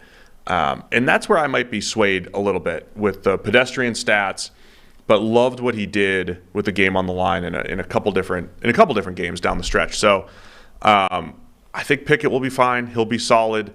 I just don't know if that's enough to overcome the other three quarterbacks, in particular in this division. But the offense is better than it's been, and then the defense, it's been night and day with and without T.J. Watt, and so it's another like on paper huge playmaker on the defensive line in Cameron Hayward, huge playmaker basically on the defensive line with T.J. Watt, Minka Fitzpatrick as a do-it-all type of safety. They've got the big names. They've got underrated names like Alex Highsmith, who's quietly had better production than the guys opposite T.J. Watt over recent years, who I won't name names. So they've got pieces on defense as well. My question for them on that side of the ball is going to be the cornerback group. Yeah. Patrick Peterson at his age, Joey Porter Jr. as a rookie, Levi Wallace. Can they hold up at corner? It's an interesting defense now. Obviously, the return of T.J. Watt to what we assume will be full health is pretty huge. There might not be a more important individual defensive player in the NFL than T.J. Watt with the impact that he has on that defense. Cameron Hayward has been fantastic, continues to look like a star every single year. It doesn't matter how old he gets. And now you have this like weird collection of front seven players. Like Highsmith got paid. Marcus Golden has come in. Like that guy consistently generates pressure. He's got a level, he's got a ceiling, but he's a really useful guy to have as part of a defensive line, defensive front rotation. Some of the guys they drafted, like Keanu Benton, was somebody we really liked on the interior, joining with guys that haven't necessarily panned out yet, like DeMarvin Leal, who is part of that rotation but hasn't shown real plus play. Larry Ogunjobi has had a weird career. So you got this kind of bizarre mismatch or collection of these defensive front guys that probably because it's Pittsburgh and Mike Tomlin come together as a pretty good group. Linebacker, they've had a lot of turnover there. And Juan Alexander comes in as Cole well. Holcomb being there is a pretty good player. And then cornerback is the fascinating thing. You bring in Patrick Peterson, the established veteran. You draft Joey Porter Jr., the son of a Pittsburgh great at a completely different position. Levi Wallace, a perennial guy who's just always pretty useful. How that looks. And Patrick Peterson, on the surface, doesn't necessarily seem like the best schematic fit for what Pittsburgh does. So how that works and how Joey Porter does as a guy who was talked about as like a one-dimensional man cover corner. If you play press man, he's your guy. If you play anything else, forget about it. I didn't necessarily agree with that evaluation of him, but how that plays year one is going to be fascinating. They did play a little bit more man last year in Pittsburgh, and I do wonder if that's where they go. Joey Porter Jr. when he's ready. I think that you Patrick see that Peterson. spectacular. I mean, which one? That spectacular catch video of George Pickens down the sideline, going up and when he gets the 15-yard penalty, throwing the ball into which didn't Porter's happen, face. by the way. No official. I did not. I was going to quote tweet 15-yard penalty, but I thought people would get really mad at me for. They would. Yeah. Maybe that would catch on. Joey Porter was the corner though, and it was like his first day of practice or whatever. And by the way, like he's in lockstep coverage. He just loses out at the catch point to a freak show at the catch point. Like I would say, it's always difficult when you look at these one-on-one reps, like because there's several elements to the play when you're a wide receiver or a corner. Porter wins that rep most of the way, and then it all gets undone because Pickens wins at the most important point. Every George Pickens route, though, is he even trying to separate? But from a Joey Porter point of view, like that's not a bad rep. Yeah, that's encouraging. Most other receivers aren't going to make that play. Right. So Pittsburgh. We have 2 more minutes left. We can't skimp on them. I am real curious about the back seven generally, and again, Pittsburgh usually has a pretty good defense.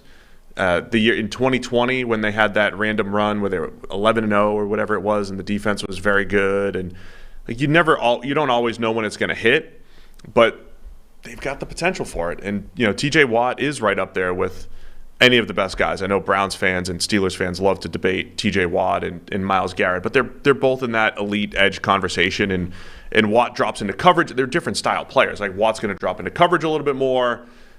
He has a knack for just creating turnovers at the line of scrimmage. They're a completely different defense when he's out there and healthy. However, when you guys did the injury show, like he keeps like it's all these reoccurring injuries, right? For T.J. Watt, can they rely? If we're going to talk about Tua's injuries every year, if we're going to talk about some of the QB injuries and Lamar, is T.J. Watt starting to become an injury liability where he's just destined to miss time again? Yeah, I mean, it's a real concern. I mean, that's not an insignificant thing. I forget is it a hip injury he keeps redoing? I think it's the groin. The groin, that that was was it. Groin, yeah. Right? Multiple, over and over again. Multiple sort of consecutive groin injuries in the same spot is definitely, I mean, it's a red flag that something is not right with him generally, right? Now, unless they figured out what that is and how to address it and where to strengthen, it's a risk. And if he misses time again, we know, like, on-off splits for individual players are noisy as hell, and usually there's nothing to them, but we've seen probably enough of it at this point to say there's something to it with T.J. Watt, and if they miss him, it's a body blow to that defense. They got Nick Herbig, though, one of my other favorite players in the draft. Hybrid linebacker, edge rusher, could step in. So overall, let's get to the win total, but I love the depth that the Steelers have created as well. All of the AFC North teams, I love the rosters. It'll come down to Kenny Pickett. The over-under is 8.5. I'm going to say push. Push? You can't say push? 8-1. No. Can't have that. Why can't we push? Okay, you can push. I'm going over because Tomlin will simply refuse to allow an under to happen. Over, 9-8. You got to be at least 9-8 here. Look at that. Time's up. Now repeat the timer and we get on to the next team. I'm going over for the Steelers. Can they surpass one of these other teams that we like better? Yeah, why not? Into the playoffs. Yeah, sure. I mean, look, so the big concern is, does that offense change and does it facilitate the talented playmakers doing anything? Like, if it does, they can absolutely make noise. Now, if it doesn't, they might have some trouble. But, like, the changes should not be that hard to execute. I mean, you look at that heat map that we have of routes where they simply don't even run into the middle of the field.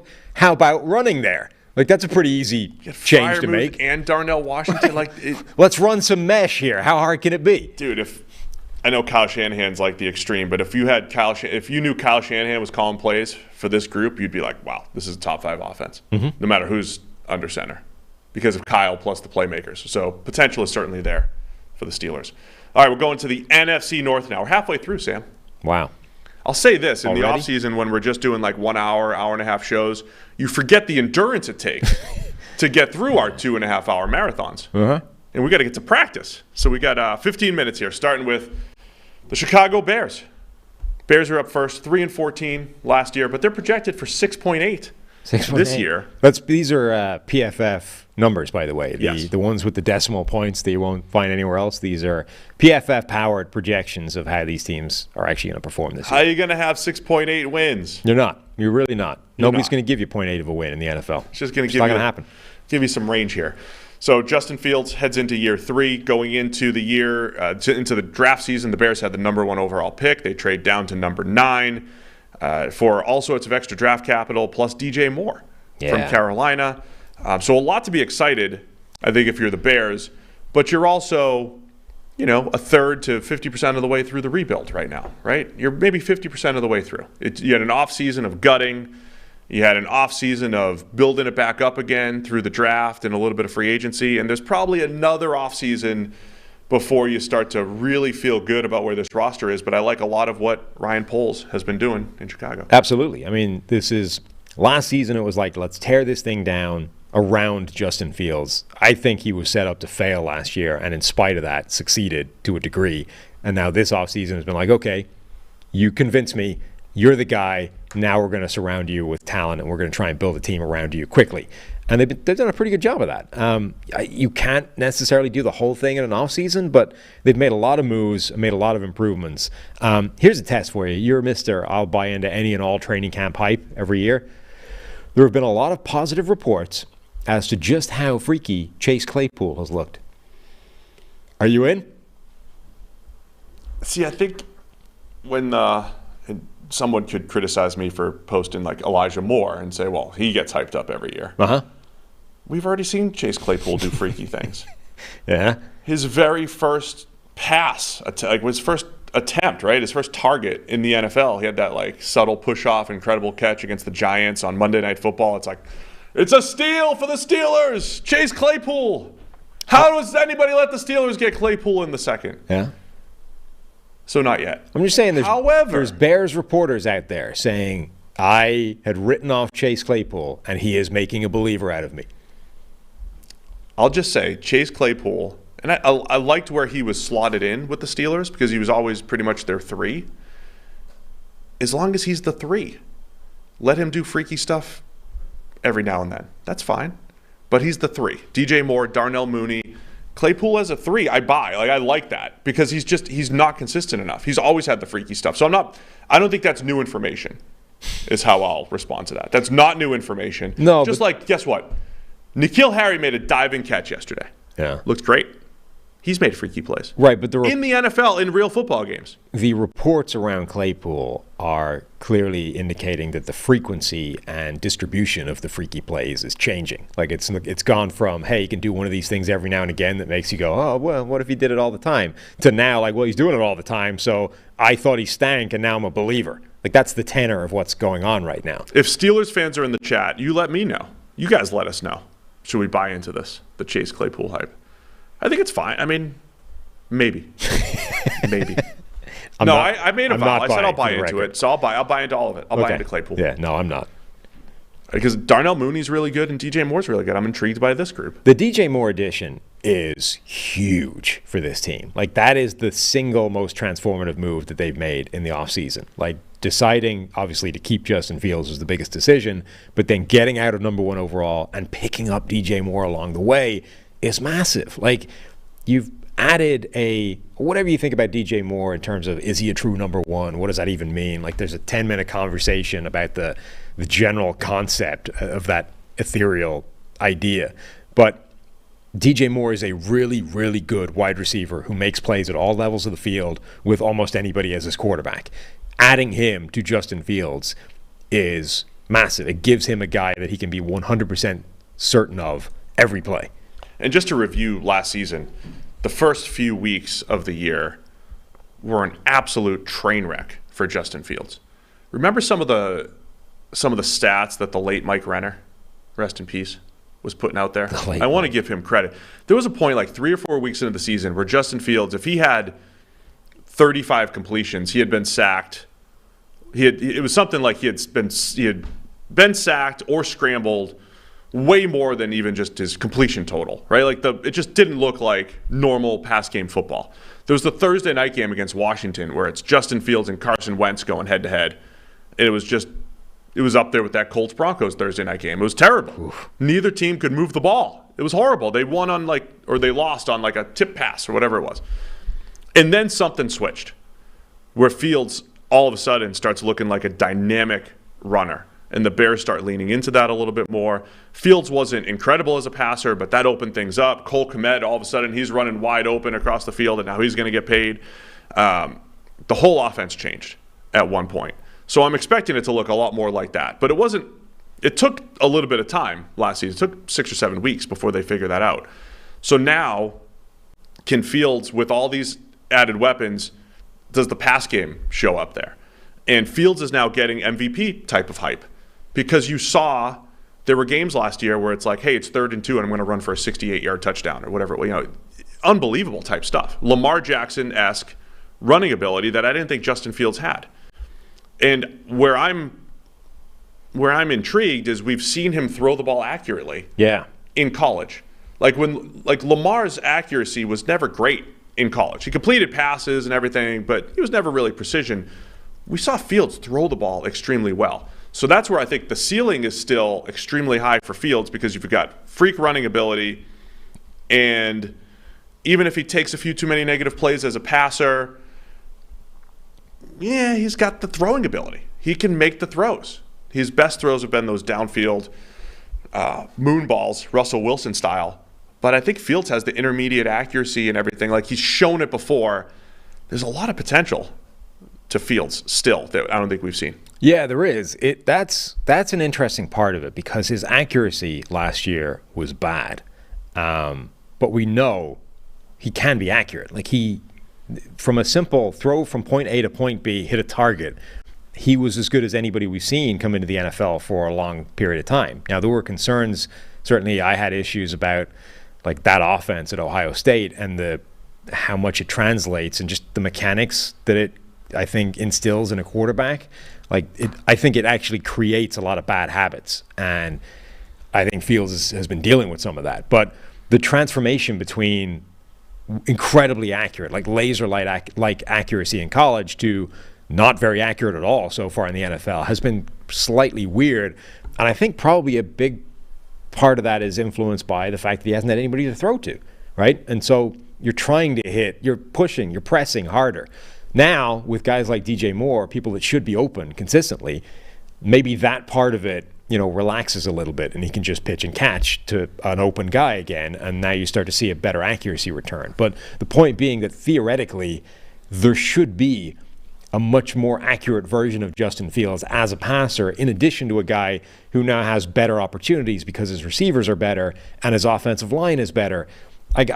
I think there's a lot of reasons to think that he should be better as a passing quarterback. Now, the one note of caution with that is another quarterback who was one of the most accurate college passers we've ever seen and has consistently been inaccurate at the NFL level is Baker Mayfield. Maybe this is just a feature of quarterbacks that have a level and don't necessarily work out at the NFL. No, I'm buying in. I'm getting suckered in again. I saw it in college. We'll see it again in the NFL. And granted, we had questions about Fields' scheme. We had questions about Baker's scheme and, the ease that it gave him. So maybe there's something to that. The offensive line, as you mentioned, should be a little bit better. I don't think they were as bad as a lot of the perception last year because Fields got sacked. They got better as well, a lot. I mean, they that thing improved. They were good in the run game and better in pass protection than people give them credit for. Yeah, it was absolutely not bad by the end of the season. I wouldn't, go crazy with praise, but it was an average unit by the end of the year. So Darnell Wright was the 9th overall pick. Again, he was an awesome pass blocker last year for Tennessee. Has had some questions from a run game perspective, just from a grading viewpoint. Even though, again, I think the Bears love his toughness and meanness and all that stuff. Braxton Jones was a find last year as a rookie 5th rounder. Tevin Jenkins has settled in as one of the a good solid guard. So the pieces are there from an offensive line perspective to be much better for the Bears.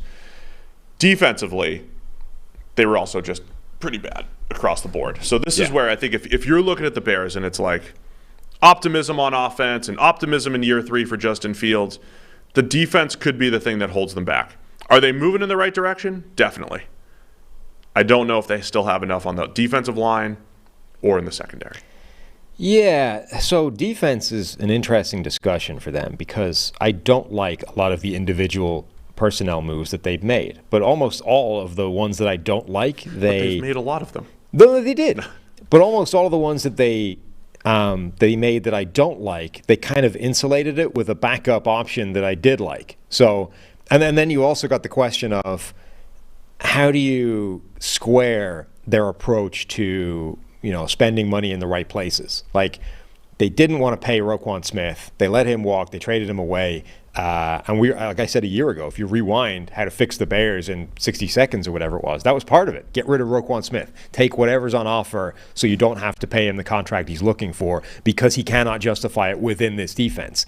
So they did that. And then they went and took all that money and then some and gave it to Tremaine Edmonds. You're like, well, how does that work? And given Tremaine Edmonds is coming off this insane career year, way better than anything we'd seen before from him, I think that's kind of risky money to throw around. But then you bring in TJ Edwards for a fraction of the cost, who I think is, for most of his NFL career, has been a better linebacker. And, all right, I think that's a good way of, insulating that potential mistake.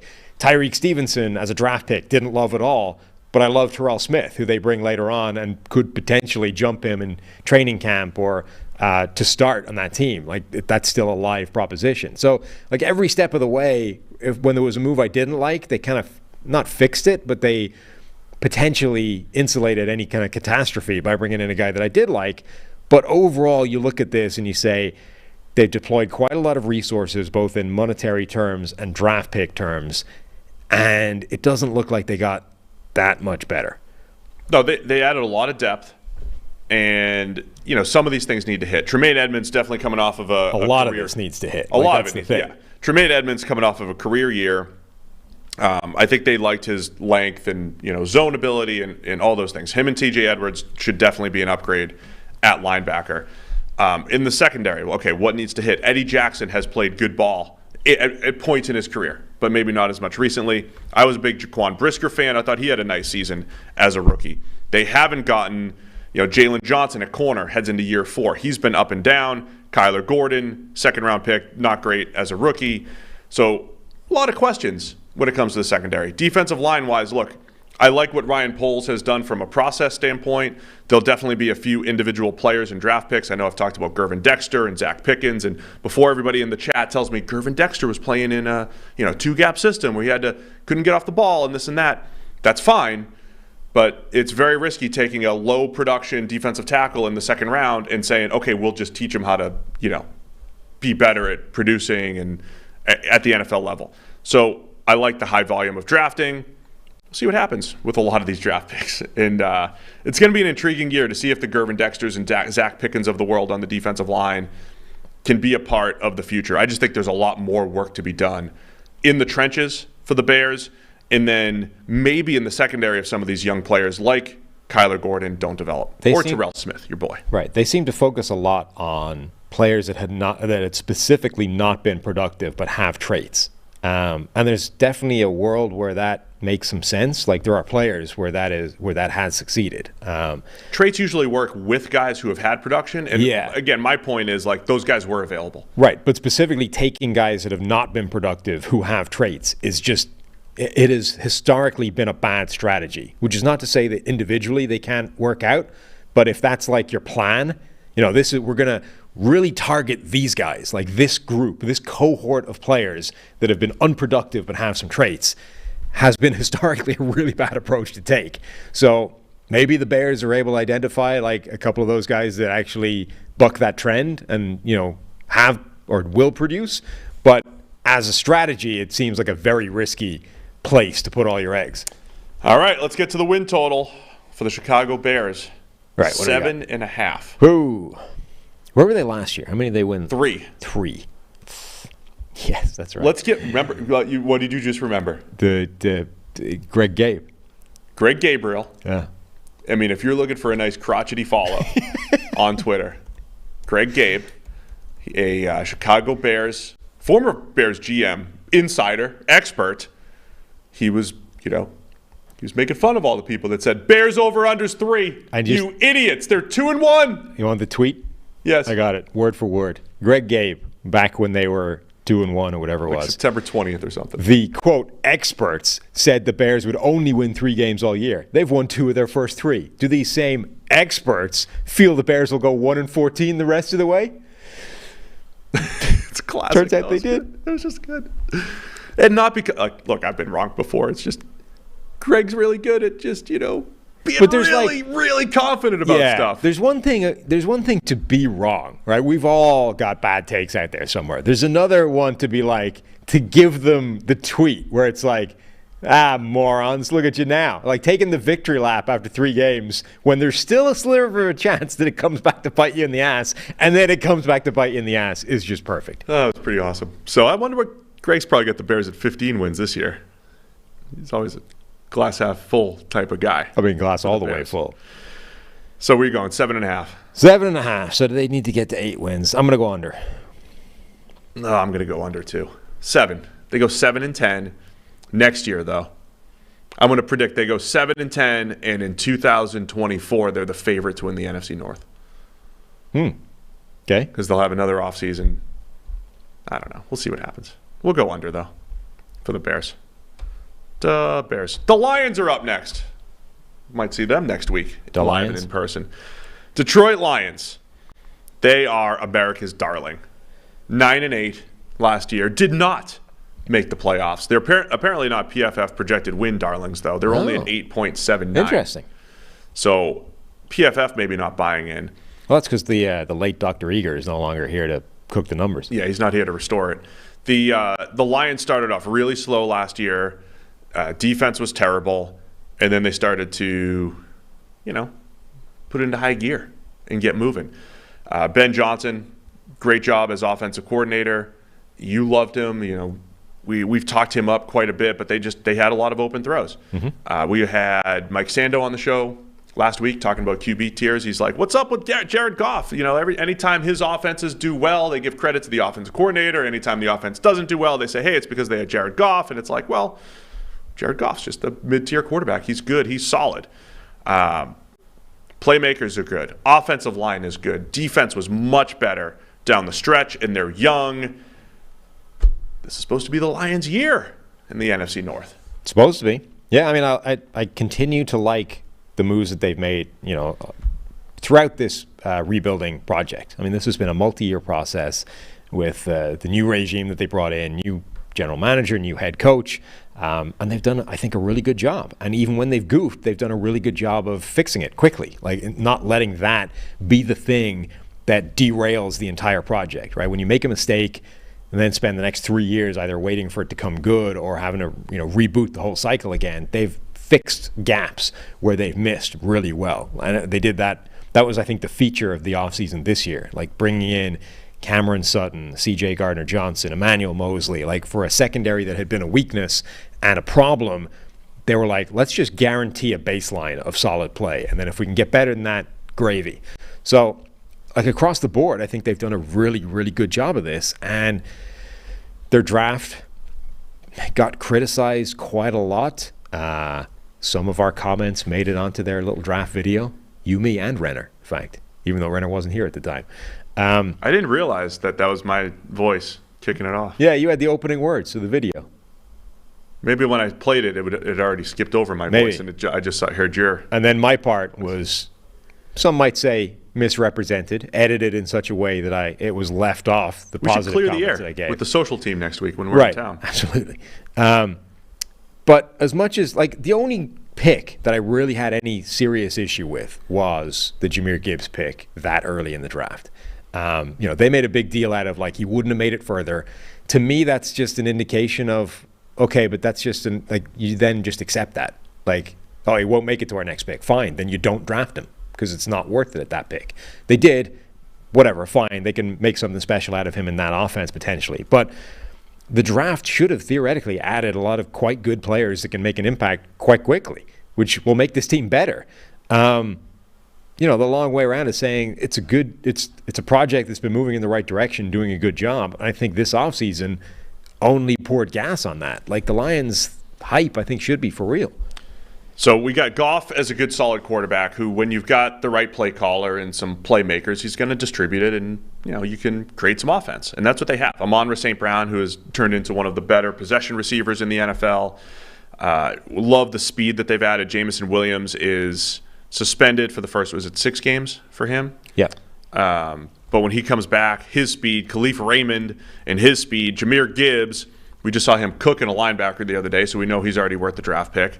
Jahmyr Gibbs, his speed. Sam Laporta, incredible athlete, as their early second-round draft pick. So they have created this offense with a ton of explosiveness and shiftiness, with a good play caller who gets the ball in space to these guys, and a good offensive line where left to right, Taylor Decker to Panay Sewell, I won't name all the players, but Decker and Sewell, one of the better tackle duos in the league. Frank Ragnow, one of the best centers in the league.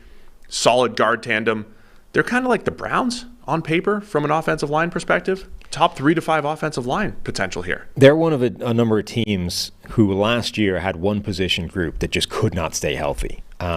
Buffalo, it was their secondary. Like day one, it was beat up, but it never really got healthy over the course of the season.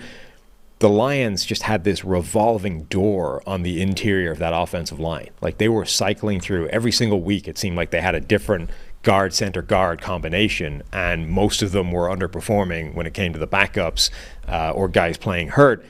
If their starting trio stays healthy this year, that's as big as an upgrade as, you know, a team that added a really good player. If the Lions can simply have Jonah Jackson, Frank Ragnow, and Graham Glasgow or Big V, Vitae, like if they can just get those 3 guys and stay healthy all season long, that's a massive upgrade for that interior.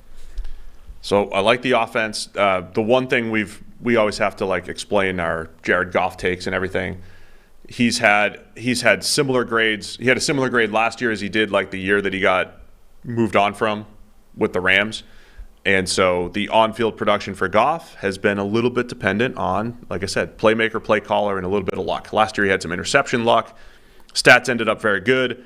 I still think Goff is solid and can execute here, but I don't think he's a guy that goes out and wins games for you, but I don't know that he has to, the way the team is constructed.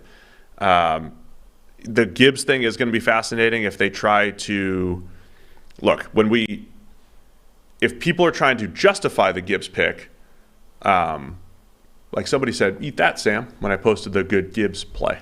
Huh. Overall, like it doesn't matter how many plays he makes. At some point, it's the financial aspect of it too. Because the Lions can call him an offensive playmaker all they want, but he's still a running back in name and will get paid higher than most of the running backs around the NFL throughout the course of his contract. That's just a tough thing it's just a tough circle to square. I mean, look, it kind of depends just how much. Like they made a big deal out of like he's not a running back. He's, you know, they use this sort of offensive weapon or playmaker like that. Those types of buzzwords. Traditionally, when people start saying things like that, it doesn't usually work out. I mean, Denard Robinson was an offensive playmaker. Like, you know, usually when you start talking about people as like a unique chess piece on offense, it's because he doesn't fit into a traditional spot, and most NFL teams are not great at maximizing that value. So I'm not saying it's just a little bit concerning that that's like what they're talking about as a concept, because I don't think teams have been very good at maximizing that. The second thing, though, becomes like if he is actually good enough to be a true hybrid, like let's say he's a slot receiver first, let's say who can line up in the backfield. Say he's Alvin Kamara. What Alvin Kamara has done throughout his career. I mean, if he's Alvin Kamara, I think drafting him at 12 overall was too rich, right? But I'm more interested in... It's close to maybe, but I'm more interested in what if he is this true holy grail, like what if he's Debo? That's more interesting to me. If he's Debo Samuel, a guy that can legitimately play first and foremost as a wide receiver and then go into the backfield and cook because he's got enough speed and ability to make plays in the backfield. Debo at 12 overall, easy value. No problem with that whatsoever. If he's Debo, now we've got something potentially special, and I will happily take back my criticism of it, of you don't draft a running back at 12 or that style of running back at 12. Yeah. My point is more if he's Kamara, if he's CJ Spiller, like those guys don't go at 12 overall for a reason, and I don't think they can really justify going 12 overall, even if they end up as good NFL players, because what they're doing is not that valuable. If he's Debo, though, that's a different conversation. So that's what it comes down to. Yeah, I would say if you did get Alvin Kamara type of production, I think Kamara is one of the guys that's, been – there's like 4 or 5 running backs who have been actual real difference makers over the last few years. And now Kamara is losing some of that with injuries and now suspension, but that's beside the point. But even he slowed down a touch. But either way, this offense is going to be #fun to watch because I do think they will move Gibbs around. He is going to be a tough cover if they do lean into that. The tight ends, they did a great job of scheming those guys open last year, and they've just got really good athletes to cover on offense. So I'm looking forward to that. Defensively, as we said, started slow last year, got much better. It kind of coincided with Aiden Hutchinson playing like one of the better edge defenders in the league last year. You got Aiden Island, Hutch Island. Aiden Island? Hutch Island. 3 interceptions last year. Only player in the NFL to have whatever it was in his idiot stat. He had 3 interceptions last year. Yes. One playing cover 2 corner in an end of half situation. But Hutchinson looks like an excellent pass rusher. James Houston and Josh Pascal and Charles Harris. I like their group. What you got? Just to put a bow on the Kamara thing, the highest WAR in a season Kamara has ever had is .27, which there were 20-something wide receivers had more than that last season. And Debo's highest has been .41. Yeah. So that's the difference to me, is the gap between that .27 and .41 is a significant one, even if it doesn't sound like much. And that is the gap between worth taking a guy at 12 overall and probably not. Yeah, so that's just a little bit of the perspective there. The other stuff, defensively, Alim McNeil played some good ball down the stretch. I loved Jack Campbell as a player, even though the NFL was surprised that he went at, 18 overall. I was a big fan of Jack Campbell stepping in there with Alex Anzalone and Malcolm Rodriguez at that linebacker. Video generally was a fascinating watch. It's called like Inside the Lion's Den or something. If you're looking for it on YouTube, it's worth watching because you get a very good insight into how they were working that whole draft room throughout all 3 days.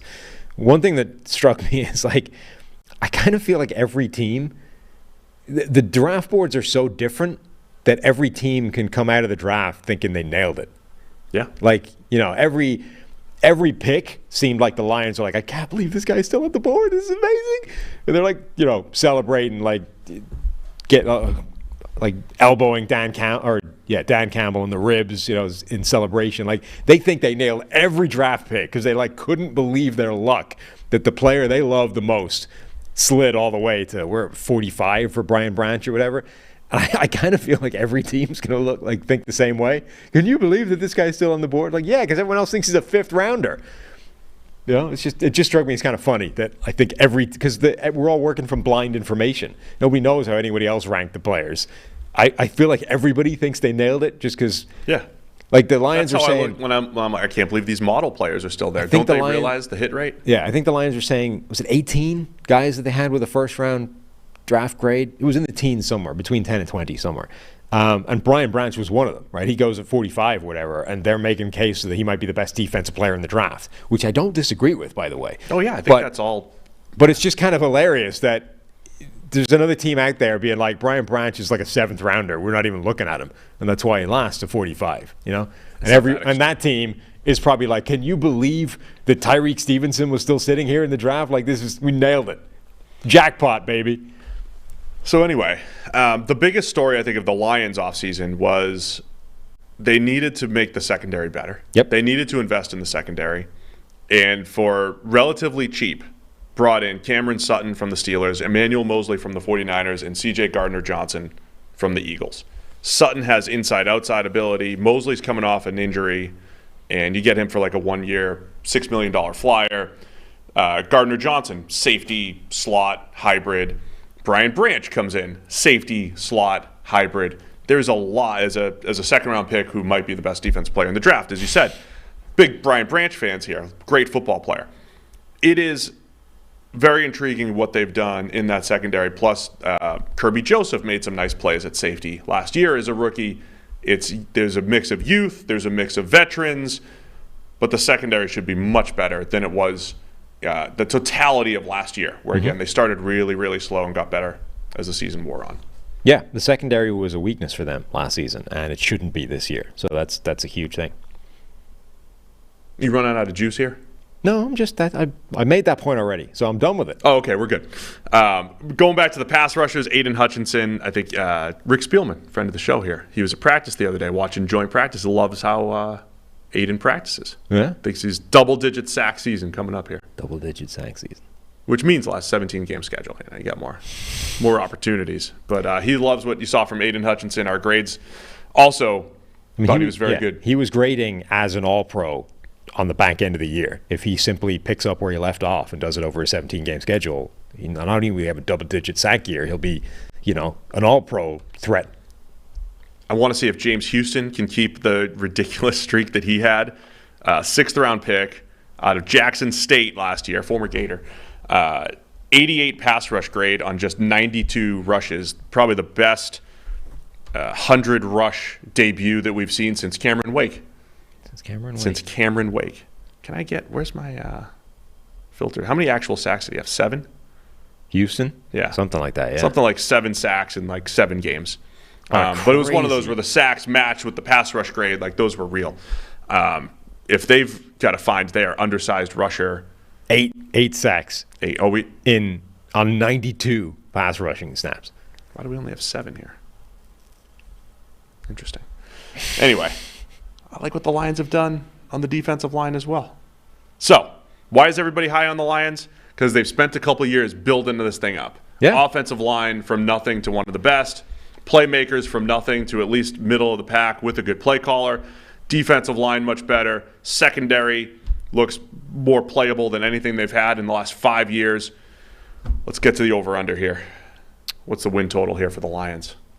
Whoa. 9.5. Going in hot. For the Lions. For the guy in the chat that says we just like to trash the Lions. I'm going over. Yeah, I'm going to buy into that. It's a 10-win team. I'm buying the Lions hype. Buying the Lions hype. The NFC North's going to look good because the Lions and Vikings are both going to be good this year, is how I'm feeling. So we're going over on the Lions. We had 2 more teams left. That's it. Then it's off to practice. I thought I'd be out at 12:30. That's not happening. No, that was optimistic. Green Bay Packers are next. We're going to go see them at practice, man. Yeah. What are we looking for with the Packers this year? Last year, so obviously you lose Aaron Rodgers. You do. Jordan Love is taking over. 8-9 Green Bay Packers, projected for 7.63 wins per PFF. A young group of receivers, some question marks on the offensive line, but certainly some pieces to make it good. And a defense that last year at this time we were saying, this might be the best of the Aaron Rodgers era, or at least since their Super Bowl winning team, and it was not the case. Very much wasn't whatsoever. Yeah. Not even close.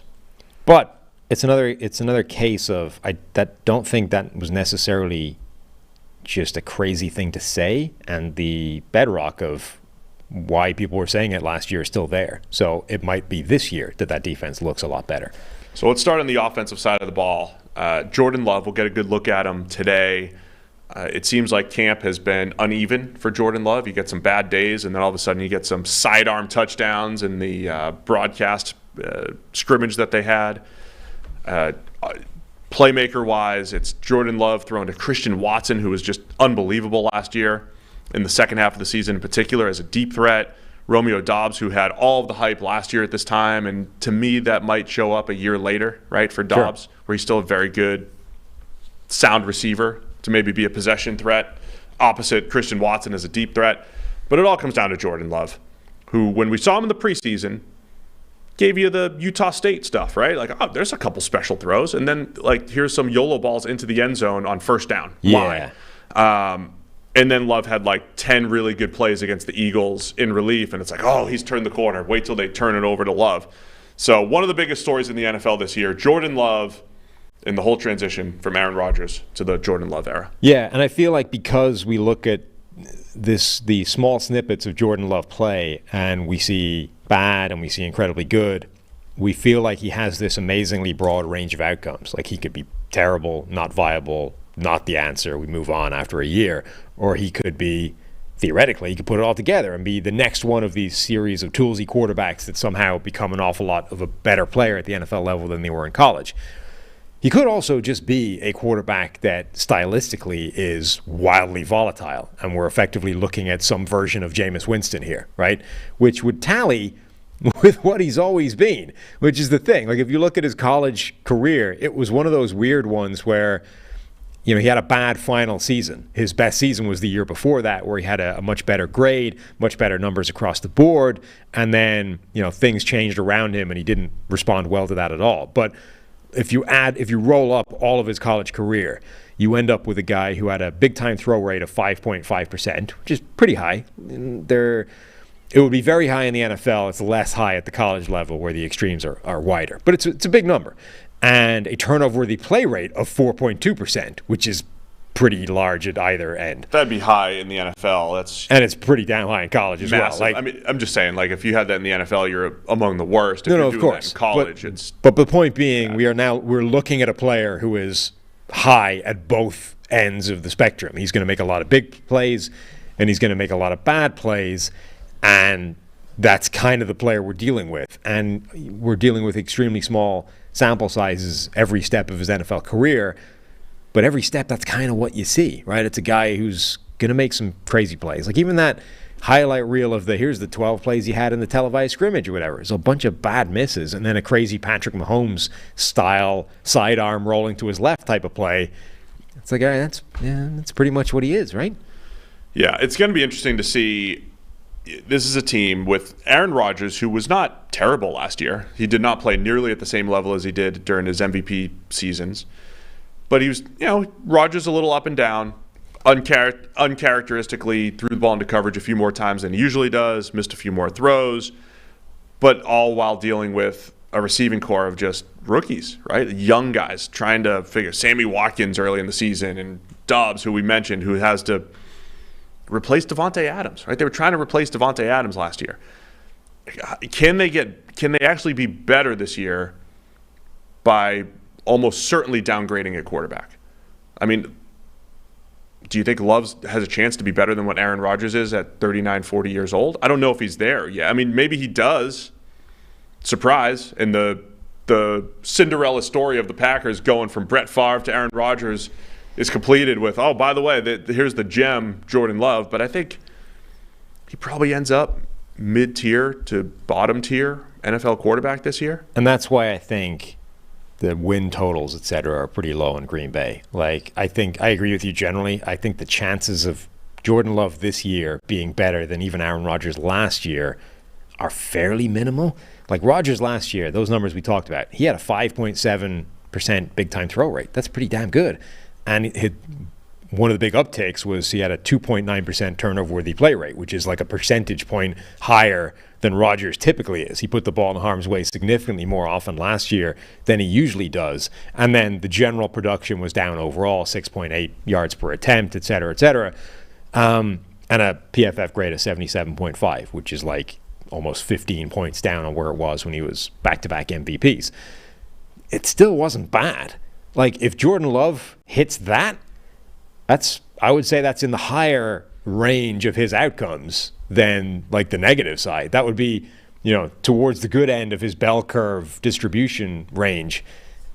I think there's not that much chance he does better than that. Yeah. So again, I'm not trying to, kill any optimism or whatever. I don't know. We don't know what's going to happen with Jordan Love, but realistically, will he be better than just what they had last year on a team that went 8-9? That's going to be tough to do. Now, what can offset that? Offensive line health. David Bakhtiari watch. Will he be back and able to put together a full season at left tackle? I think Zach Tom at right tackle in his second year looks like one of the steals of the 2022 draft. I think he'll be very good if they just give him the job, let him run with it. They've got some questions at center with Josh Myers, but Elkin Jenkins is still there. They'll be pretty good, I think, offensive line-wise, again, pending health. And then Aaron Jones running the ball, how much do they rely on him? He's one of those guys that's just been consistently productive. And Matt LaFleur has done a really good job of scheming it up, right? As much as I think Rodgers' MVP seasons, Rodgers played really well in combination with Matt LaFleur being just a magician in the red zone, creating open throws.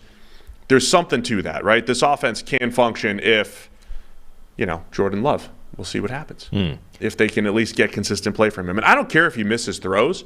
I don't want him to lose some of those. I think he's got the special in him. He's got some of those special throws. He'll miss whatever.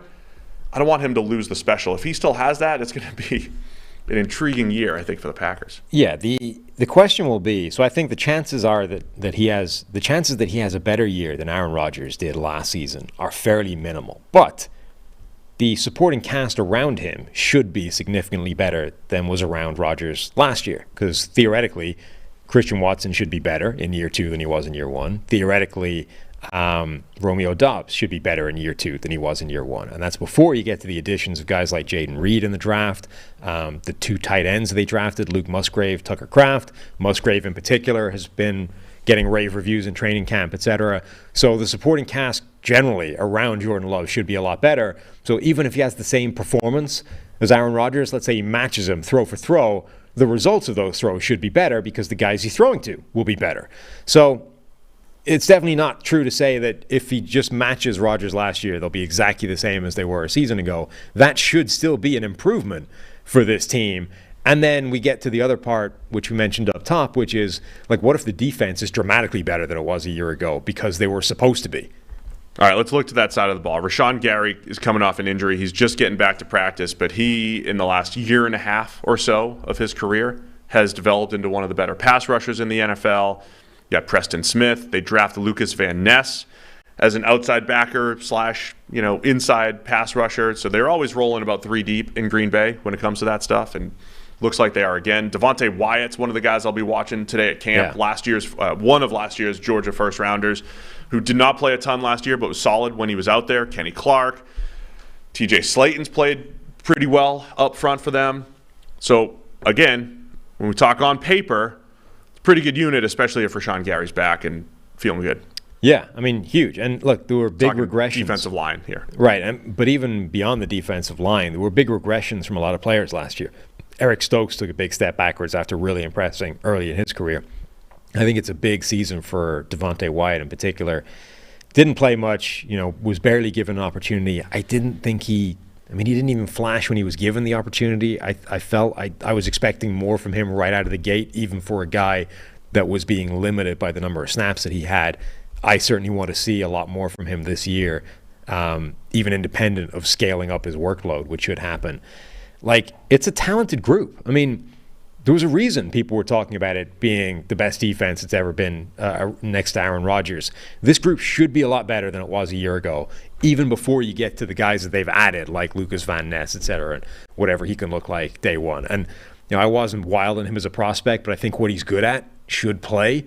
So it should be, like, he should be able to make a positive impact, even if his ceiling maybe is limited or different than people expected it to be. Remember Devondre Campbell at linebacker had a breakout season in 2021. He regressed a little bit last year. Quay Walker, a surprise. I thought he was a surprise first-round pick after evaluating him, but a lot of the NFL liked him. He was below average last year as a rookie. Also got booted out of 2 games for pushing officials.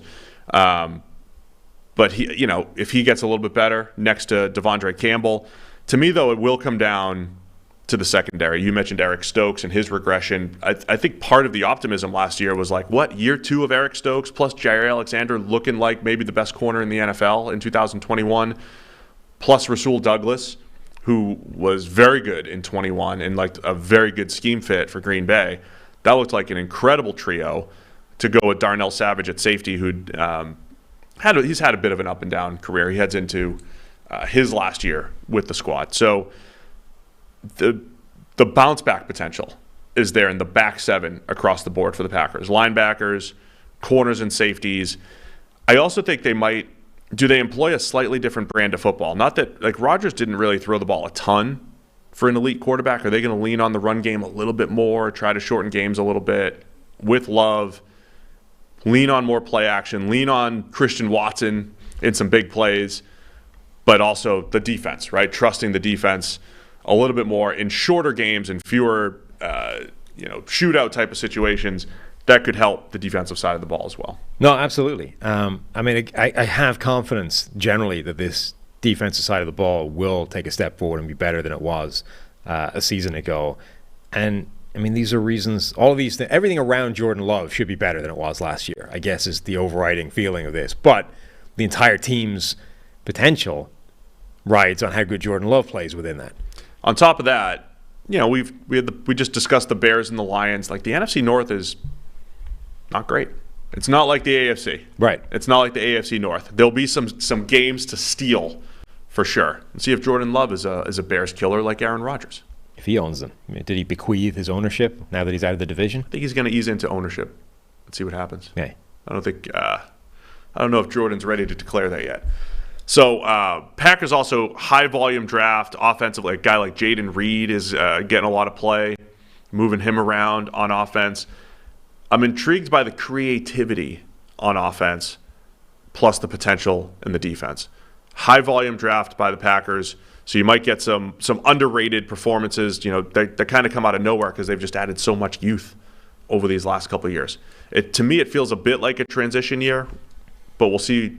It depends on Love, man. Like if he plays top 15 ball, they're there. If he's in the bottom third of NFL quarterbacks, they're gonna struggle. So let's get to it. Packers win total. What do we have here? 7.5. Packers. 7.5. They won 8 games last year with Aaron Rodgers.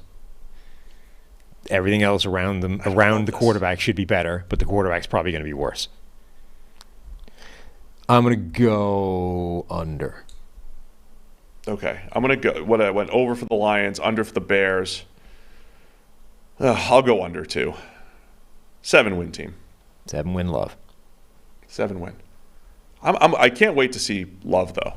That the Eagles 10 throws just looked a little different. They looked a little different. I get some of the excitement with Jordan Love. I'm looking forward to seeing him this season.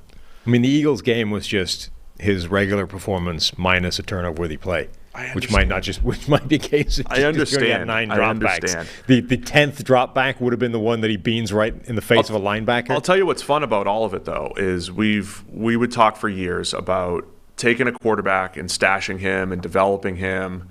Can you still do that in the NFL? And we'll learn a little bit of that. Here's this toolsy quarterback who's got some playmaking in him, and he's been sitting for a couple of years behind Aaron Rodgers. And it's year 4 of his career. Yeah. Can he do something here? Year 4, right? Yeah. I mean, he's the it would have been his, instead of the option, it's the weird contract they made him sign. We're done. It's enough of this guy. Time's up. I got no more use for this guy. Can we get the Joe Pesci? I got no more use. You got no more use for this guy. Once we get our when we have our soundboard. All right, Minnesota Vikings to wrap it up. So soon? Vikings finished last year 13-4, projected to win 8.89 this year per PFF. 13-4 with 10 one-score wins. Is that what it was? 8 fourth-quarter comebacks, everything by the skin of their teeth, but they made it 13-4. We called for a little bit of regression in the playoffs. It happens. They have a disappointing loss against the New York Giants. It's going to be a weird one because I think they still might be the best team in the NFC North right now. They're right there with the Lions to me. Interesting. But Kirk Cousins is the best quarterback in the division. Yeah. Fields could get there from a playmaking standpoint. Goff could get there statistically. Well, Lions fans will think Goff is. Goff could get there statistically, but I think Cousins is the best quarterback in this division. Yeah. In addition to the best non-quarterback, maybe in football, in Justin Jefferson. Solid offensive line. We'll see what happens with Jordan Addison, wide receiver 2 and everything with Minnesota. And some sneaky good moves across the board on this roster. But they lose a lot of players as well. Yeah. So this is going to be an interesting, like the old football adage that it's a young man's game. And through the years as football fans, there's been a lot of teams who might lose some big names and they replace them with a year 2 player or a rookie or whatever, and they're still fine. It's kind of what the Vikings are hoping for this year. Well, for the first time in quite a while, the Vikings are clearly moving in a different direction. Like the analogy I used before of, charting a course through the ocean. Like if you're going in the wrong direction at some point, you need to change course. Otherwise, how do you expect anything to change? They have clearly changed course for the first time in a long time. They've moved on from Dalvin Cook when they didn't need to. They moved on from Zadarius Smith, trading him away. They didn't move on from Donnell Hunter. They gave him a deal to keep him around, and they've made some other moves here or there. But the question is, where is this new course actually taking them right now? And that, I think, is a little bit less clear. They have at least recognized that the previous course was heading in the wrong direction, but I'm not 100% certain yet whether they've identified what the right direction is, or if they've simply decided, let's just change direction because we're definitely heading in the wrong direction, and then we'll figure out if we're heading in the right direction from that point on. Because you look at the roster and it's like, I mean, yeah, look, there's some good things there. This should be a good offense, right? Kirk Cousins plays at a high level, however much you want to debate, exactly where that level lands. He's now throwing to Justin Jefferson, who's one of the best receivers in the NFL, if not the best. KJ Osborne is a pretty useful player. Jordan Addison, I think, should make an impact right away, is an exceptional route runner, even if you're a little bit concerned about, size, speed, driving 140 miles an hour, all these things. Alexander Mattison. Game speed, not driving speed. Yeah. Alexander Mattison has shown the ability to deputize fine for Dalvin Cook in the past. They have other running backs there that can do that as well. TJ Hawkinson, a tight end. This is a good group. Still have some concerns about the interior of that offensive line, but it should be a good offense. And then you have the defense, which is what are we building here? Some of Kwesi's moves, though, I think from a tactical standpoint are going to be interesting. So they made a trade for TJ Hawkinson last year and decided we'll give up a second-round pick. I forget what the other terms were, but basically a second-rounder, right, for Hawkinson, who they're going to have to pay. And within games, we saw there were games where Hawkinson had 10 catches and became the target opposite Justin Jefferson, and that was needed. Kevin O'Connell's been supposedly pushing the importance of the tight end to Kwesi from a team-building standpoint. So not only did they do that, knowing that Hawkinson's going to have to get paid here, Josh Oliver also, as a backup tight end, makes $7 million. So I think we're looking at a lot of two tight end sets. Josh Oliver, I think, has a little potential as a pass catcher, is a pretty good run blocker. So we're talking two tight end sets, tactically interesting to me. Moving on from Dalvin Cook, replacing him with next man up, Alexander Mattison, tactically interesting to me because these are on-paper moves that say, hey, just throw the next running back in there. Who cares? Doesn't matter if Dalvin Cook's a bigger name. And then you've got, as I've said on a couple other shows, a one-year flyer on a Marcus Davenport who play for play, top 10, top 15 type of edge defender. You're going to get a one-year flyer from him. He's never played more than 530 snaps. Can he have a 700-snap productive season opposite Donnell Hunter, who they just brought back, restructured his contract? That's a sneaky good group of edge rushers. Then you get this defense that, as a unit, was not good last year, but Brian Flores comes in with a completely different scheme, and a lot of times the scheme change is kind of all you need to get back to average. If they do get back to average, as our friend Greg Rosenthal, by the way, on Twitter, is from around the NFL, and a listener of the show, of course, as I've always mentioned, use the phrase creep back toward average. Have we not trademarked that? Do we not get royalties or something? I responded with a TM. I feel like that locks it in. Oh, yeah? Just putting on a Twitter. X. So he'll send a check soon. Oh, okay. Presumably. But he used the phrase, if the Vikings can creep back toward average defensively, might be higher on him. I think I'm being convinced. I'm drinking the purple Kool-Aid this offseason. Yeah. I'm going to be a little higher on the Vikings than most. I kind of like what the potential is, even though when you read the names, I'm a big read the depth chart and project them and stuff. That's how I don't love it, but I'm going to be a little higher on him. And there's one other thing. Ivan Pace Jr. What? Undrafted free agents rolling with the ones. Okay. Awesome linebacker out of Cincinnati. Underrated player. He should have been drafted. Might have a fine there. Yeah. As I applaud your acceptance that you are drinking the purple Kool-Aid, I would simply bring up that etymologically, that phrase doesn't have the most positive, origin. It's not necessarily a good thing to be doing, Yeah, I understand. That's all I'm saying. Okay. Well, Kool-Aid McKinstry is coming out this year too, by the way. Yeah. And Kool-Aid generally, that's not tainted, is pretty good, particularly the purple stuff. Mm-hmm. So I'm buying into the Vikings. How about it? Is that better?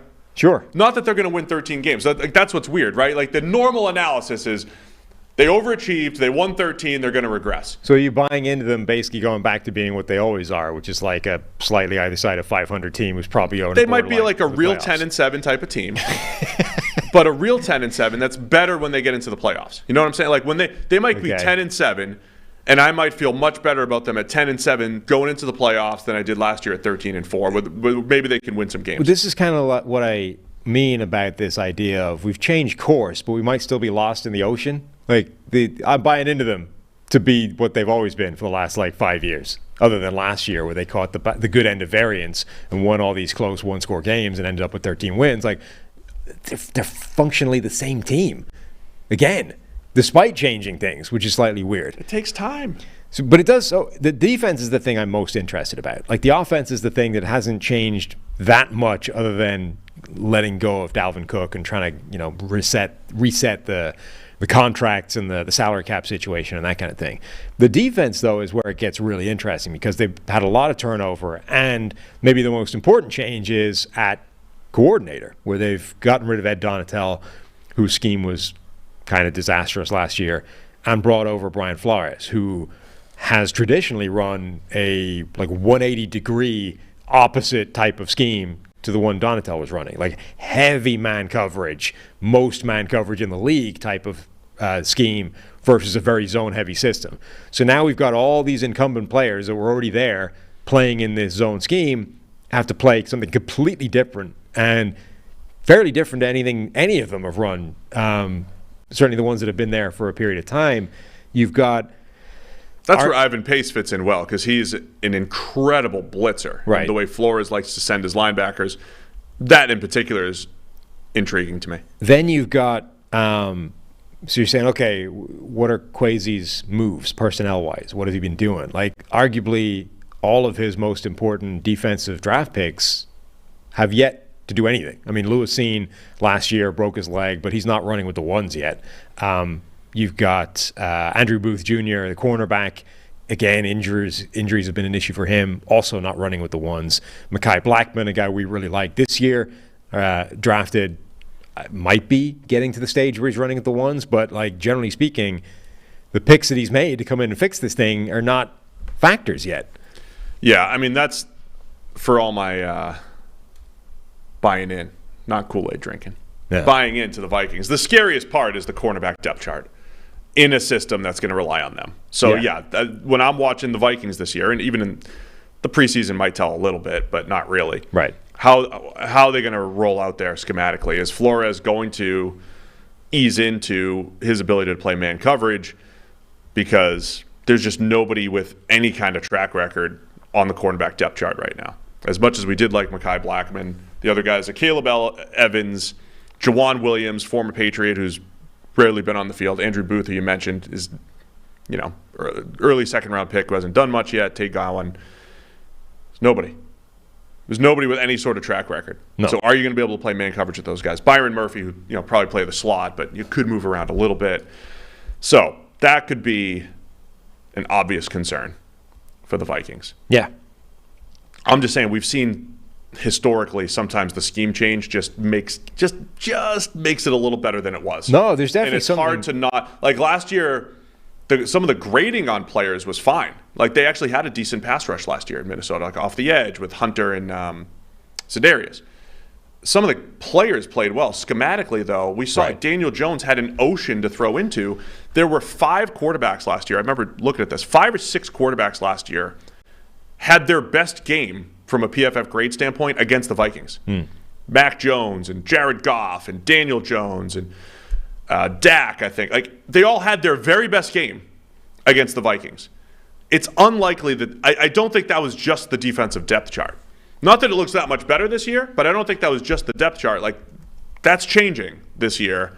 So I'm expecting creep back toward bottom 10 for the Vikings as a unit. No, there's definitely value to simply removing the thing that was problematic last year. Like, the scheme was clearly not working. It was entrenching bad play, and it was definitely contributing to what you just talked about. So removing that as a factor should make it better. Like, it's like the Urban Meyer thing, right? Simply not having Urban Meyer as your head coach anymore will make the team better. Now you get, okay, well now That's your baseline. Now what does Doug Peterson add on top of that? So that's the question for the Vikings. Like, removing the Ed Donatel defensive scheme was something that needed to happen. Now you're completely changing the type of defense that those guys are going to be running. Does that move that baseline, the new baseline, up or down?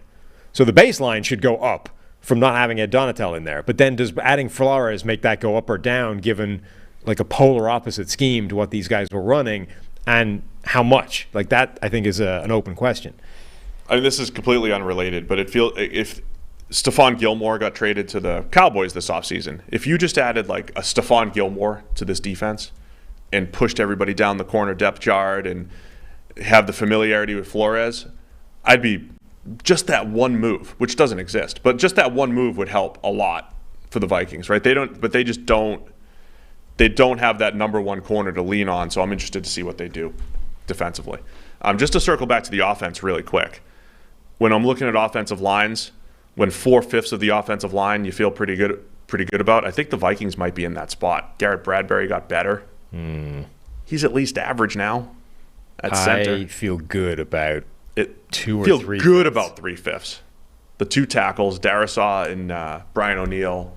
Yeah, and Ezra Cleveland. Feel good about them. But you do this historically because Ezra Cleveland had a slow start to his career, and so did Bradbury. You forget that those guys get better, much like your DTR takes. They've gotten better. Ezra Cleveland has never had a pass blocking grade above 55. He has a good run game, though. Okay. Good run blocker. But, yeah, Kirk Cousins was getting his ass kicked last year. You need somebody to actually hold up and pass block. 3/5 of the offensive line, though, still feel. I don't know. They'll be solid. I think they'll be solid. Generous. I mean, Ed Ingram was problematic last year. Ezra Cleveland has never been good as a pass blocker, and as much as Bradbury was better last year, he still wasn't good and is still kind of vying for the job with Austin Schlottman. That was one of Kwesi's first moves, wasn't it? Yeah. That's what I feel like he's got some like secret random undervalued players like Schlottman and Josh Oliver, and we'll see what happens. I would just make the point that I don't think it would be tremendously difficult to upgrade any of the 3 interior offensive line spots. But I'll be watching wide receiver too, man. Adam Thielen got older and they moved on from him. Jordan Addison replacing him. So that's like the story of the Vikings this year is Jordan Addison replacing an Adam Thielen. My number 1 receiver. Brian Asamoah or an Ivan Pace replacing an Eric Kendricks, right? Like all of these replacing as Darius Smith, replacing some of these higher priced players with younger players or unproven players. And if they get decent production out of those guys, they'll be all right. Mm-hmm. Time's up on the Vikings. Let's get to the over-under here. They're at 8.5. A 13-win team is at 8.5. Yeah. I'm taking the over on the Vikings this year. Taking the over. Yeah. 8.5, 9. Okay, yeah. I'll buy that. Over. 9. Regression, but still maybe, I think it's them and the Lions in the NFC North. Do we pick division winners in this one? Apparently not. We'll make our picks. We'll do our picks in our own show. Don't forget, send us bets. We had people asking. NFL podcast at PFF.com. NFL podcast, PFF.com. Send in bets for the season. When we make a terrible take, you just tell us the opposite. Tell us where we're wrong. Put your name to it. And somebody's going to have to hit that thumbs up because there's only 79 right now. We need that to be the 500 that are watching. There should be 500 thumbs ups right here on the show. 500 thumbs ups. I wonder what that would do to the algorithm. I think it helps. If we just thumbs immediately ups, got 420 more thumbs ups, what would that do? They help a lot, and just the chat, I think, helps. The interaction helps a lot. See, you crap on Walt. He's out here propping up the podcast. No, we owe Walt. We owe Walt for keeping it lively. Keeping it lively, for sure. Man, it's a tough one. I'm not. It's the preseason for everybody. I'm tired. You tired? Not yet. I feel like have you seen the weather report, by the way? Is it going to rain? Yeah. I was going to walk to practice. That would be bad. In the rain, sure. Yeah.